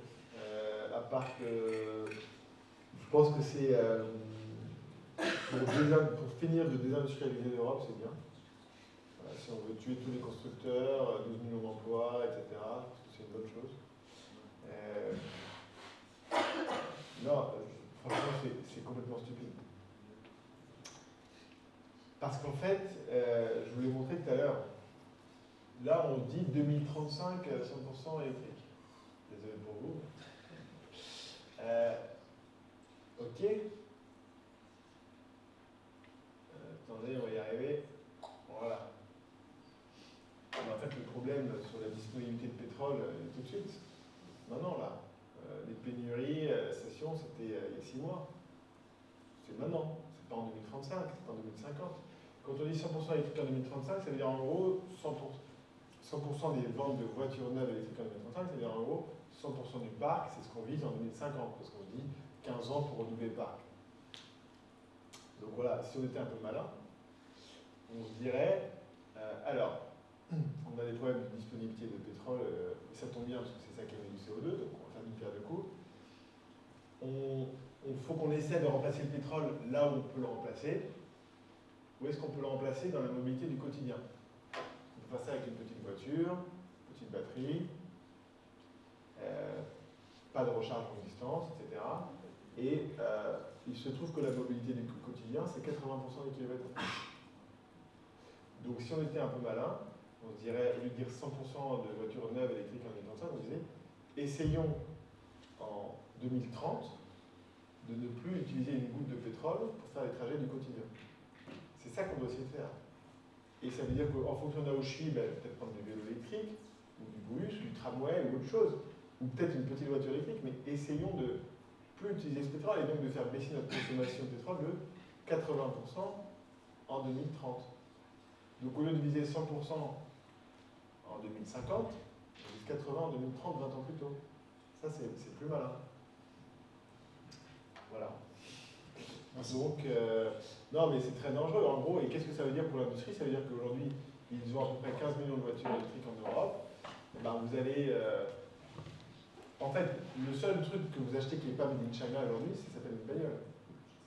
Okay, Donc en 2035, avec ça, vous aurez 80% de bagnoles neuves made in China, pas cher, moins de 10 000 euros, machin, comme tous vos trucs que vous portez, quoi, made in China. Et il restera 20% du marché pour les constructeurs européens qui pourront vendre leurs tanks électriques aux gens les plus riches. Mais je voulais juste ajouter quelque chose. En termes de ressources, notamment au niveau de la pression que ça va donner sur tout ce qui est extraction de l'autre côté, est-ce qu'on est capable de gérer les objectifs maintenus Alors, aujourd'hui, si vous avez à peu près 1 milliard, entre 1 milliard et 1,5 milliard de voitures qui circulent dans le monde, s'il fallait tous les équiper avec une batterie de 50 kWh, ce qui fait à peu près, en fonction de la voiture, mais entre 300 et 400 km d'autonomie, ça ne marche pas, il n'y a pas de cobalt. Donc ça, on le sait.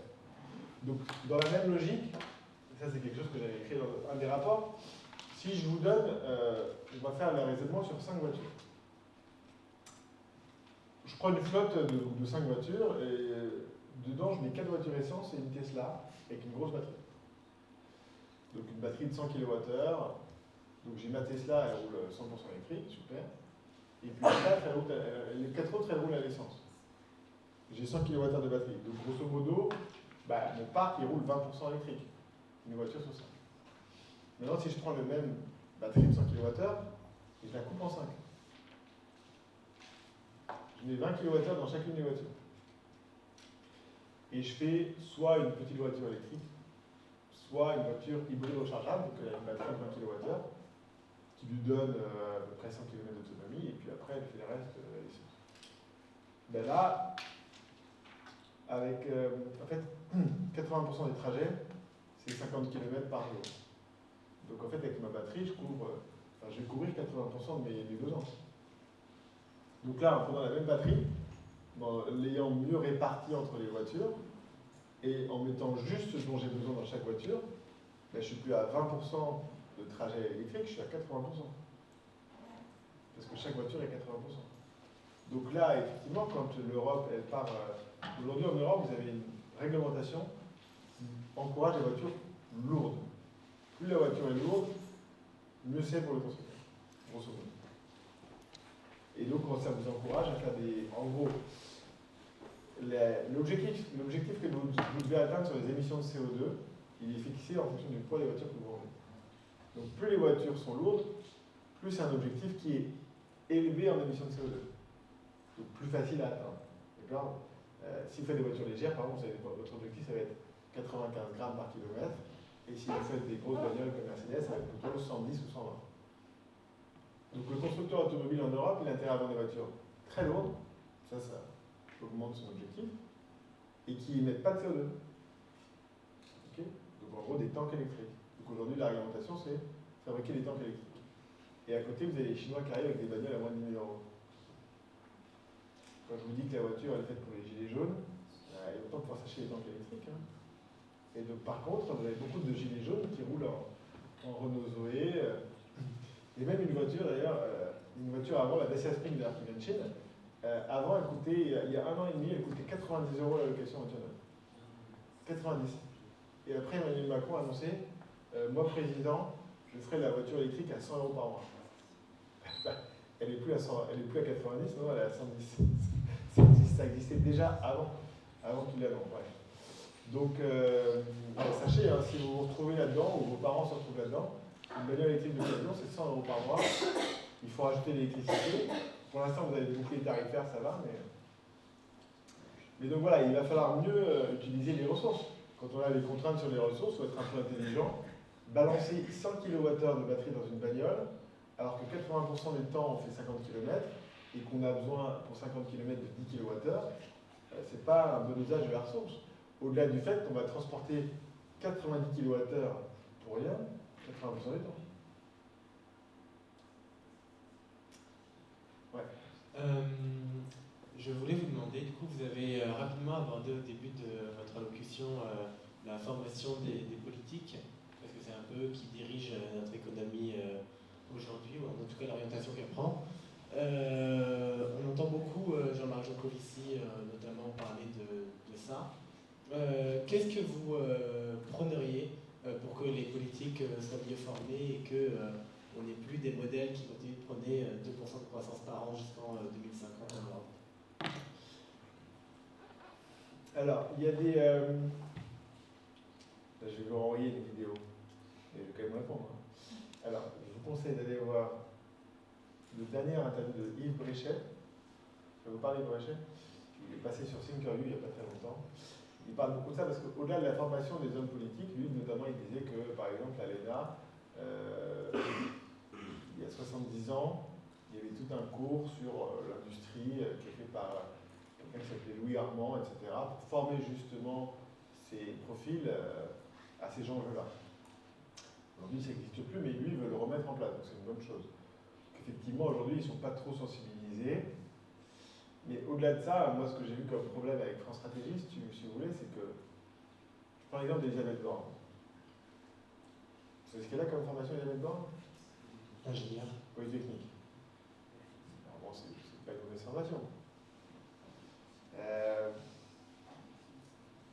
Bon, donc c'est elle qui a fermé Fessenheim.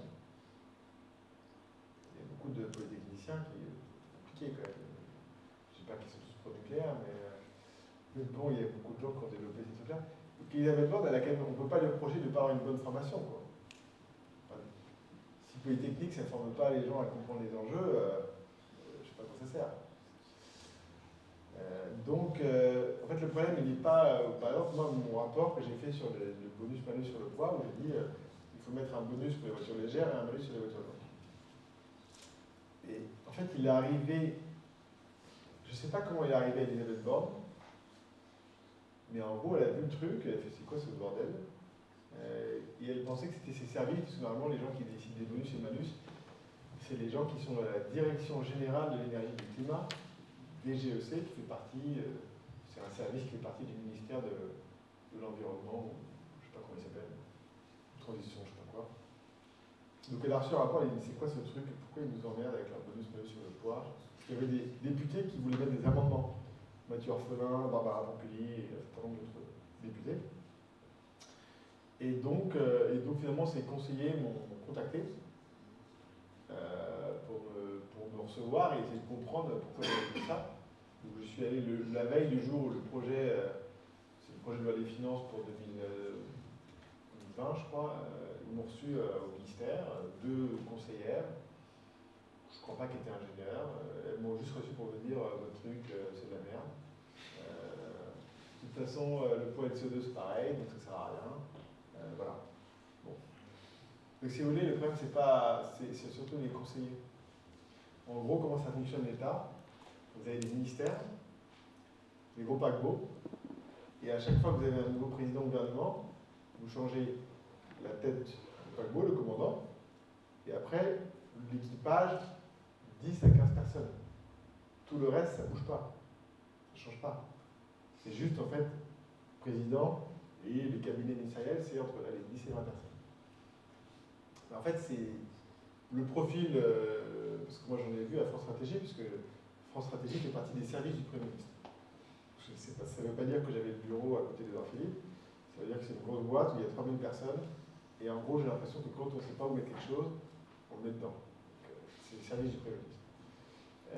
Donc dans les couloirs de France Stratégie, je voyais il y a des cabinets ministériels, donc les gens, c'est des gens qui ont entre 25 et 35 ans, qui ont des très belles formations, des très beaux diplômes, pas beaucoup bossé. Et ils sont là, ils conseillent. Quoi. Le conseiller de l'industrie, Emmanuel Macron, à l'Élysée, il a jamais bossé dans l'industrie. Ça ne choque personne.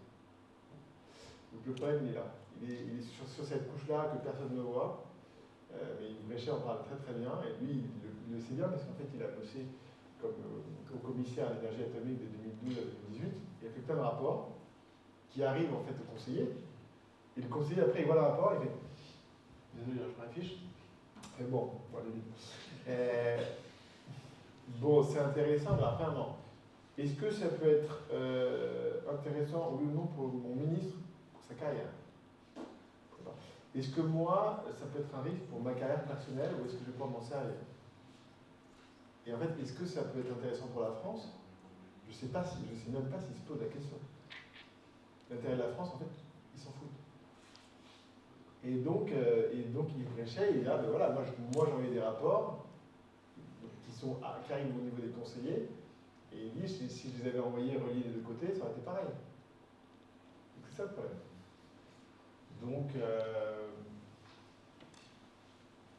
Donc la formation, oui, la sensibilisation, mais bon, je veux dire, ils sont pas plus cons que vous, quoi. Pas plus cons que nous. Je veux dire, ce sujet-là, on est quand même assez informé dans les médias. Il suffit il y a une très belle bande dessinée, là, Le Monde sans fin. Voilà, on prend 2 heures, on la lit, et puis on commence à comprendre le sujet, quoi. Voilà. Le meilleur livre vendu en France l'an dernier, hein. Franchement, c'est... Pour ceux qui ne l'ont pas lu, je vous le recommande. Enfin, je vous le recommande. Je peux pas le recommander pour tout le monde, ça coûte cher. Franchement, c'est vraiment incroyable ce livre. Pour ceux qui commencent à s'intéresser au sujet, moi je connais le sujet depuis 10 ans, je le relis une fois par an. Hein. Parce que franchement, il y a des trucs que je relis. Parfois c'est un peu aride, c'est un peu compliqué, c'est normal.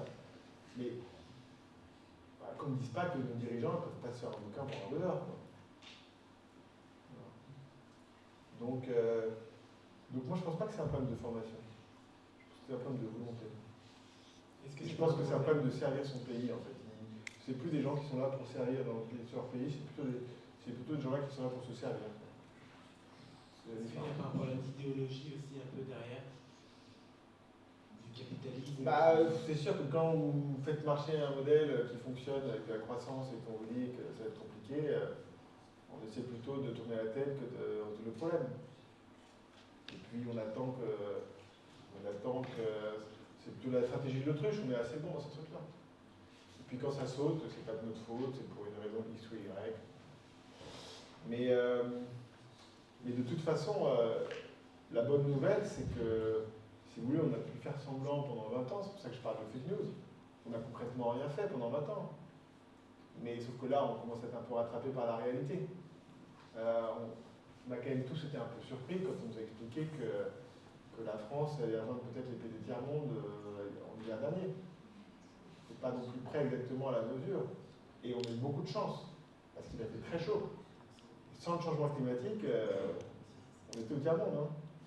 Donc, mais ça va arriver en fait. Si vous voulez, c'était pas juste un épisode, un hiver, un machin. Comme on n'a rien fait depuis 20 ans sur nos centrales, on en a tant qu'on n'en a pas des nouvelles. Donc là, c'est là on a besoin de vous, parce qu'on en a pour 15 ans, donc ça risque quand même de se reproduire. Donc là, c'est la bonne nouvelle, c'est que là, les contraintes, elles arrivent. Les contraintes, elles arrivent sur le carburant, elles arrivent sur l'électricité. Donc là, on ne peut plus tricher, on ne peut plus faire semblant. On est obligé de prendre des décisions. Et certains d'entre vous ont peut-être suivi la commission d'enquête. Avec 80, je crois qu'ils ont auditionné 88 personnes. Jamais une commission d'enquête avait été autant médiatisée, suivie, etc. C'était intéressant. Et donc, on espère que ça aura plus d'impact que le grand débat, où je crois qu'ils ont retenu 4 mesures sur 150. Mais voilà, c'est plutôt une bonne chose.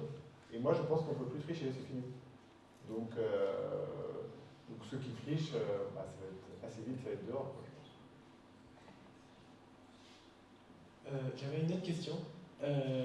Si, comme vous le dites, du coup, l'État prend conscience de tout ça et commence à mener une planification sur 30 ou 40 ans crédible au vu de la réduction de la consommation d'énergie fossile, par exemple, le privé, lui, risque d'être beaucoup plus récalcitrant à changer ces modèles. Comment est-ce que l'État peut influencer? Non, vous savez, le privé, il y a quand même beaucoup d'entreprises qui ont besoin du transport. Il n'y a plus de diesel, plus d'essence. Le privé, il n'est pas récalcitrant. Il est prêt, le privé. Je pense que le privé est plus prêt que l'État, en fait. Je pense qu'ils sont plus sensibilisés à ces problématiques. Ils n'ont pas attendu d'ailleurs Elisabeth Borne pour faire des économies d'énergie. Hein. Ça fait 20 ans je vous l'ai montré, hein. Ça fait 20 ans qu'ils essaient de réduire la consommation d'énergie. Ça se voit ici.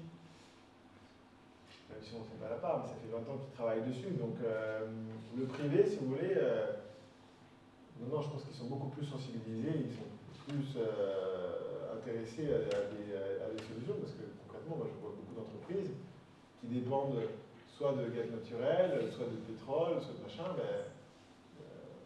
vous voyez les défaillances d'entreprises qu'il y a en ce moment, etc., et à quel point c'est difficile d'être un industriel en France. Non, je pense qu'ils sont bien mieux armés et bien mieux prêts que les... Et donc je pense pas qu'ils vont bloquer. Je pense pas qu'ils vont bloquer.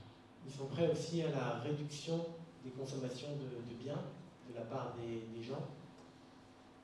Ils sont prêts à... Vous savez, quand vous êtes un industriel ou un entrepreneur ou une entreprise, vous avez des gens, vous avez des salariés, et donc ce que vous essayez de faire, c'est de payer ces gens, ces salariés, donc voilà, eux, une entreprise, elle fonctionne à condition que vous avez à payer les gens, etc. Donc parfois, il va falloir faire évoluer des modèles. Alors, le truc un peu plan-plan qui marche bien, c'est de dire, voilà, on va passer du jetable au réutilisable. On va plus jeter, on va construire des trucs de bonne qualité, réutilisables, machin. Bon, bah nous, c'est ce qu'on fait avec ma femme. Bah, c'est pas facile, hein. Parce qu'en fait, personne nous aide. Personne nous aide parce qu'on fabrique en France. Personne nous aide parce qu'on change de modèle. Et qu'on doit se battre contre du jetable made in China qui coûte des fois moins cher. Donc tant qu'il n'y a pas de rééquilibrage sur la concurrence, c'est compliqué, hein. Parce que vous aimez bien le Made in France, mais vous avez vos contraintes financières. Payer 5% de plus, peut-être. Mais voilà, pas plus. Moi, du coup, j'avais une question. Il y a quelques années, du coup, moi, j'ai entendu parler du projet ITER à Cadarache, OCEA, tout ça. Et ils nous présentaient ça vraiment comme une version d'avenir pour produire de l'électricité décarbonée. Mais j'ai l'impression qu'on n'entend pas tant parler de ça et tout. Est-ce que vous pensez que ça peut être une solution à long terme pour que tous les pays qui ont investi dans ce projet, donc c'est notamment des pays européens, il me semble, deviennent des leaders de l'électricité décarbonée? Ça peut être une solution très très long terme. Donc ni vous ni moi, on ne verra pas de projet industriel de notre vivant, peut-être de notre mort, mais non, le truc qui peut être une solution, c'est plutôt la 4e génération. Vous savez, c'est le truc où on était champion du monde et qu'on a enterré. On remercie d'ailleurs de Vonet, Lionel Jospin. Donc ça, c'était en 98, où ils ont fermé Super Phoenix, qui était un réacteur neutron rapide qui finissait par fonctionner. Donc on a arrêté. C'était les réacteurs qui étaient beaucoup plus sûrs, puisque c'était un réacteur passif qui s'éteignait tout seul. C'était un réacteur qui mangeait les déchets et qui n'aimait pas les écolos. C'est étrange, parce que finalement on allait manger les déchets qu'ils n'aimaient pas. Et donc ça, on a fermé. Mais comme on savait qu'on était bon, etc., et même si on a pas mal d'ingénieurs qui sont allés aider les Chinois et les Indiens pour faire la même chose, on a quand même essayé de le ressusciter en douce, entre guillemets, avec un projet qui s'appelait Astrid, et qui a, au CEA, donc c'est pas très loin d'ici, je crois, qui a compté jusqu'à 600 personnes qui travaillaient là-dessus pour essayer de garder tout ce qu'on avait pu apprendre. Ça, c'est des beaux projets pour des ingénieurs, hein, ce genre de choses-là. Et puis on a tué 2e fois le projet, Emmanuel Macron en 2019, pour faire des économies de bout de chandelle. Je me demande si c'était pas pour viser peut-être un 3% du PIB de déficit public ou un truc comme une connerie comme ça. Donc ça, on a refermé Astrid. Bon, heureusement, Bill Gates travaille dessus, donc on pourra peut-être le racheter soit Bill Gates, soit aux Russes, soit aux Chinois. Ce qui n'est pas une fatalité, parce que finalement, le parc nucléaire français, on l'oublie, mais c'est un parc américain, hein, qu'il a acheté aux États-Unis. Donc c'est sous licence Westinghouse pour une grande partie des réacteurs, même si après on l'a francisé. Donc voilà, on aurait pu le faire nous. Ça, c'est un peu un syndrome français. Parfois, on est meilleur dans un truc, on pourrait le faire nous. Et puis, pour une raison X ou Y, on abandonne. Et on laisse aux autres, je sais pas, c'est peut-être une sorte de générosité. Et donc, on leur rachète. Voilà. Donc, la 4e génération, c'est un beau projet. Il y a une start-up, par exemple, là, qui s'est lancée, qui s'appelle Hexana, pour hexagone et sodium, parce que c'est une filière au sodium.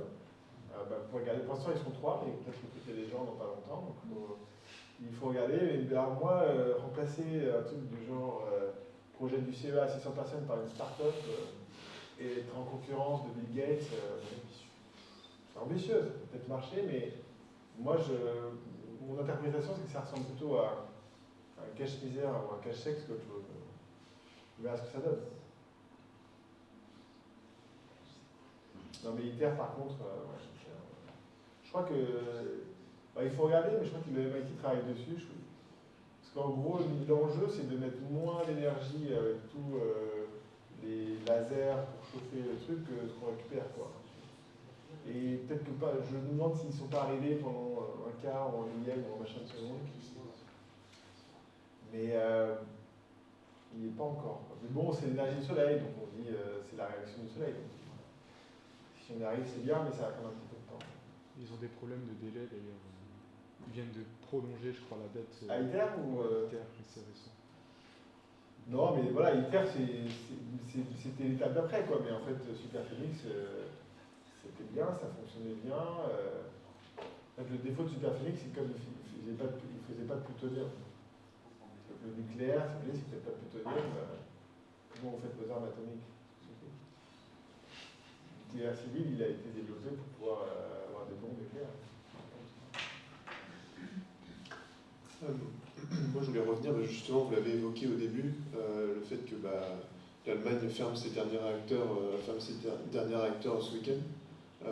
Est-ce qu'il faut avoir peur le fait qu'il y ait d'autres pays qui suivent la marche ou ça devrait le faire, c'est un cas un peu unique, un peu à part? Non, pourquoi avoir peur? Aujourd'hui, vous avez, c'est un petit peu l'Europe, vous avez deux coalitions. Il y a une coalition plutôt pour le nucléaire et une coalition plutôt contre le nucléaire. Il ne faut pas avoir peur. C'est juste que, si vous voulez, si on se passe de nucléaire, on risque juste d'avoir soit un peu plus de particules, ou soit un peu plus de coupure de courant. Mais après, c'est pas la fin du monde. Hein.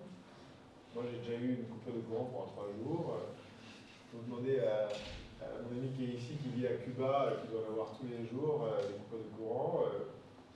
Je crois que le pire, c'est de ne pas avoir d'eau. Mais voilà, on se dirige vers un monde. Moi, je pense que Cuba, c'est un beau modèle de ce qui nous attend. Je ne peux pas savoir exactement combien de temps ça va prendre pour y arriver. Et eux, ils y sont. Regardez, ils ont pas l'air malheureux, hein, ils survivent. Hein. Ça peut être retrouvé. Enfin, je sais pas, quand il y a plus. C'est combien de temps la coupure de courant la plus grande que vous avez eue? Pas d'eau, pas de courant? Une semaine? Et donc, ils ont un groupe diesel.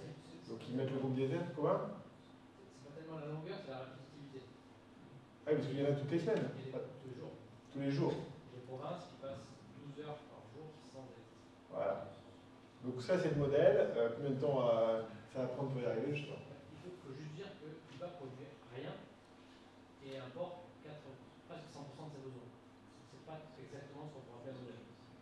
Ah, 100% du... Ça marche pas bien. Nous, on en a un petit peu chez nous, on a quand même un peu de nucléaire. Ah non, 100% par besoin. Ils importent tout. Donc ils produisent rien, donc ça marche pas très bien. Bon. Et quand on regarde les coupes et les minutes, ça... Enfin, je veux dire, je dis pas que c'est pas ce qui nous attend, je dis juste que c'est un petit changement dans la vie quotidienne. Nous, on essaie de... Attends, nous, on essaie de produire de moins en moins. Hein. Il est où mon petit graphique là, qui va bien? On va y arriver. 64 milliards, on continue. Hein, on produit un petit peu, mais on est sur la route. Et pour avoir une vision un peu à long terme, si on corrèle ça avec le niveau de vie de chacun, à Cuba, le niveau de vie individuel est 200 fois inférieur au nôtre.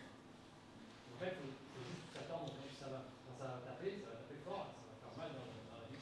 C'est ça que ça va être compliqué. En gros, Cuba, et pour ceux qui ne le savent pas, alors déjà, il y a un très bon... on peut toujours y aller à Cuba, mais avant d'y aller, vous pouvez regarder un documentaire qui s'appelle Cuba, je le dis en anglais parce que c'est le titre en anglais.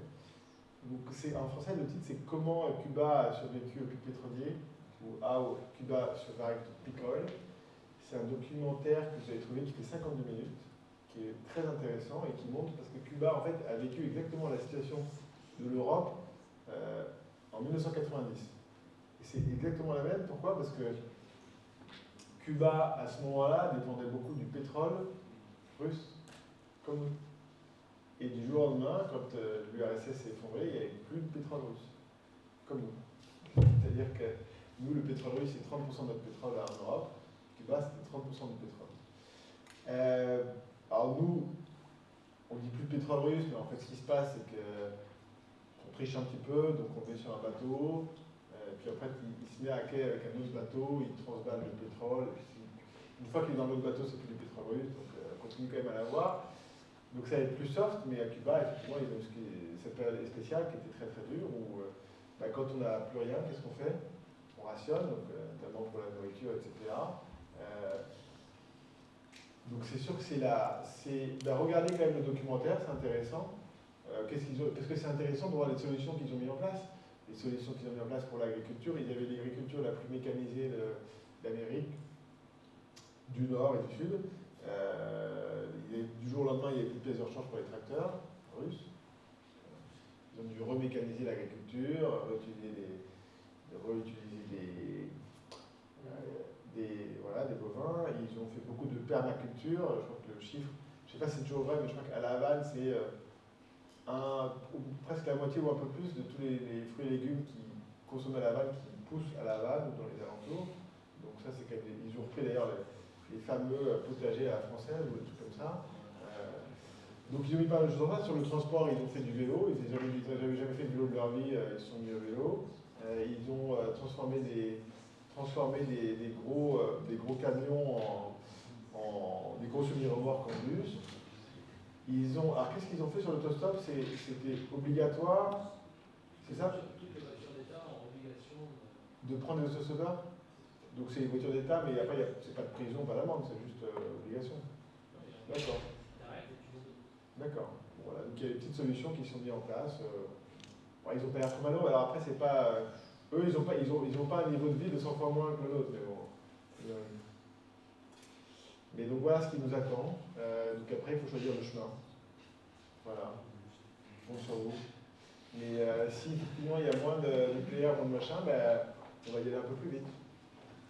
Après, c'est du coup surtout que l'Allemagne va du coup augmenter sa consommation de charbon, enfin d'électricité à base de charbon. Donc au final, je ne parlais pas forcément de blackout ou quoi, c'était juste l'industrie en général, enfin la société qui devient plus carbonée.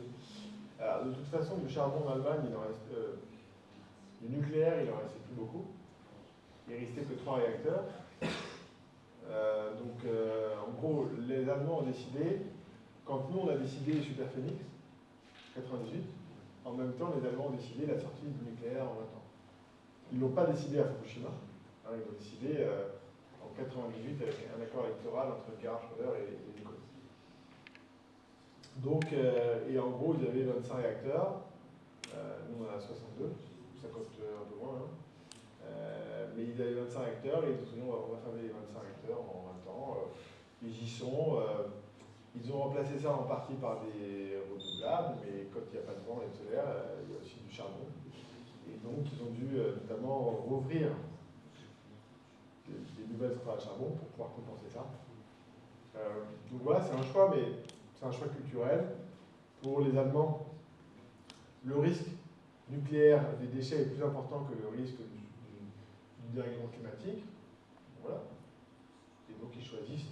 Alors ça n'a pas toujours été le cas parce que Angela Merkel en 2010, en septembre 2010, pour l'énergie Wind 2, elle se dit bon quand même les émissions de CO2 depuis qu'on ferme le nucléaire, ça ne baisse pas franchement, est-ce qu'on ne fermerait pas d'abord le charbon? Et ils disent bon bah si, on va fermer d'abord le charbon et on va prolonger de 10 ans les centrales nucléaires de 2020 à 2030. Et ça les gens ne savent pas parce que souvent les gens pensent que c'est Angela Merkel qui a décidé de fermer les centrales. En fait, Angela Merkel, elle n'était pas trop contente de ce truc-là, elle voulait plutôt les garder. Manque de peau 6 mois plus tard, Fukushima. Et donc elle dit finalement on va refermer les centrales nucléaires avant le charbon. Et donc les gens disent tous l'Allemagne décide de sortir du nucléaire en 2011. Non, c'est passé 10 ans avant. Et Merkel était plutôt une pro-nucléaire. Mais après avec Fukushima, et je crois qu'elle avait des élections importantes de Land ou de machin. C'est toujours comme ça, ces élections. Sans Fukushima, il n'y a pas François Hollande président. C'est pour ça que ça fait des ravages nucléaires, je suis d'accord avec ça, mais. Enfin bref. Donc, non, sans Fukushima, 3 mois après, François Hollande dit 50% nucléaire en 2025, on ne sait pas pourquoi, on ne sait pas comment, lui non plus d'ailleurs. C'est comme ça qu'il a les écologistes et c'est comme ça qu'il est élu. Bref. Donc voilà, moi je rêvais, j'espérais cet hiver qu'on ait un blackout en Europe pour avoir un bon carton jaune, voire même un petit carton jaune, c'est le blagout en France, carton rouge en Europe. Et ça aurait été bien pour que les gens se mettent à agir et faire quelque chose.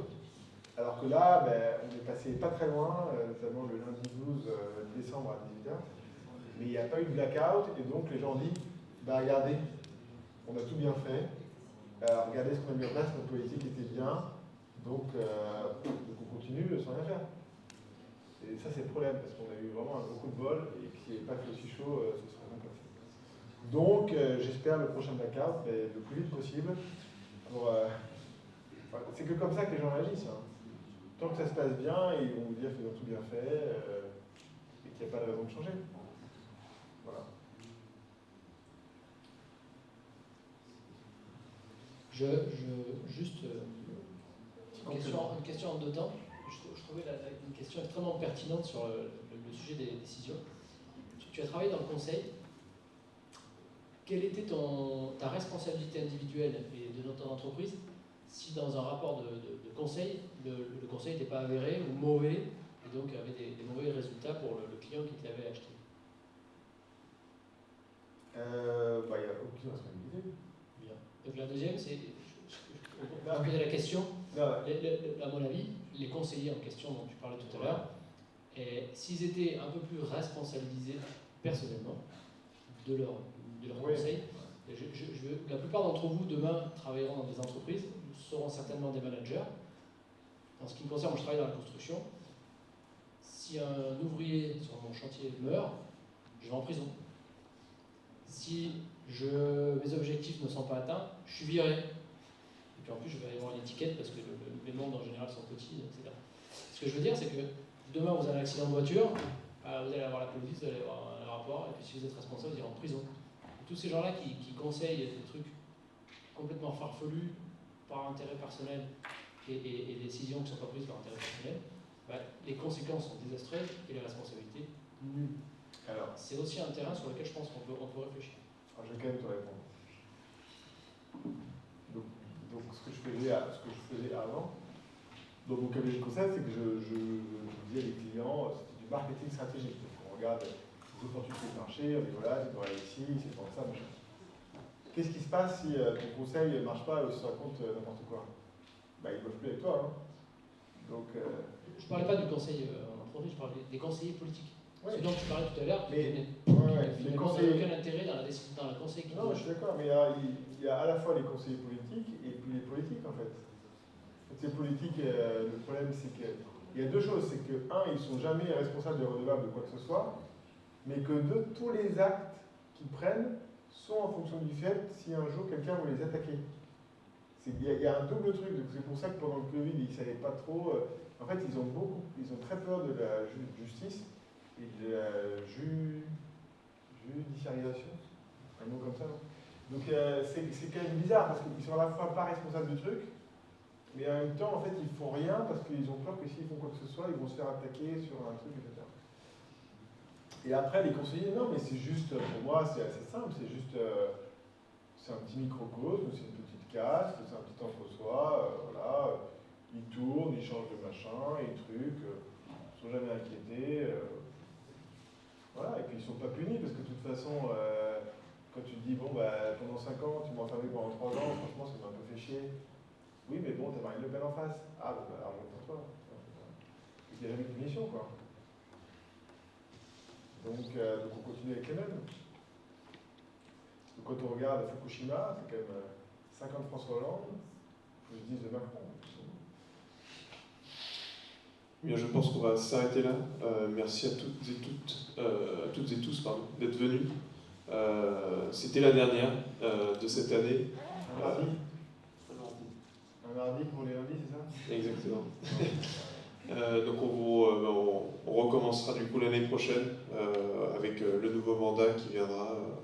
On leur apprendra un peu comment ça marche. On a été très heureux de vous recevoir pour la dernière. C'était quand même, en tout cas moi personnellement, ça fait longtemps que je vous regarde. Donc merci à vous d'être venus encore une fois. Et merci à vous tous et puis bonne fin de soirée à tout le monde.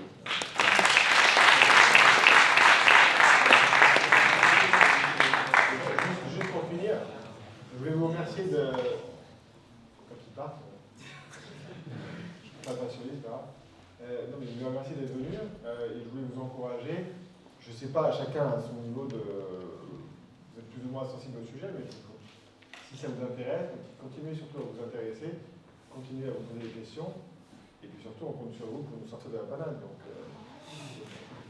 Donc voilà, donc dépêchez-vous. Hein. Pas de faire des études à rallonge, pas de machin, pas de trucs à HEC, tout ça. On va bosser comme des ingénieurs, on fait de la technique. Ouais, merci beaucoup.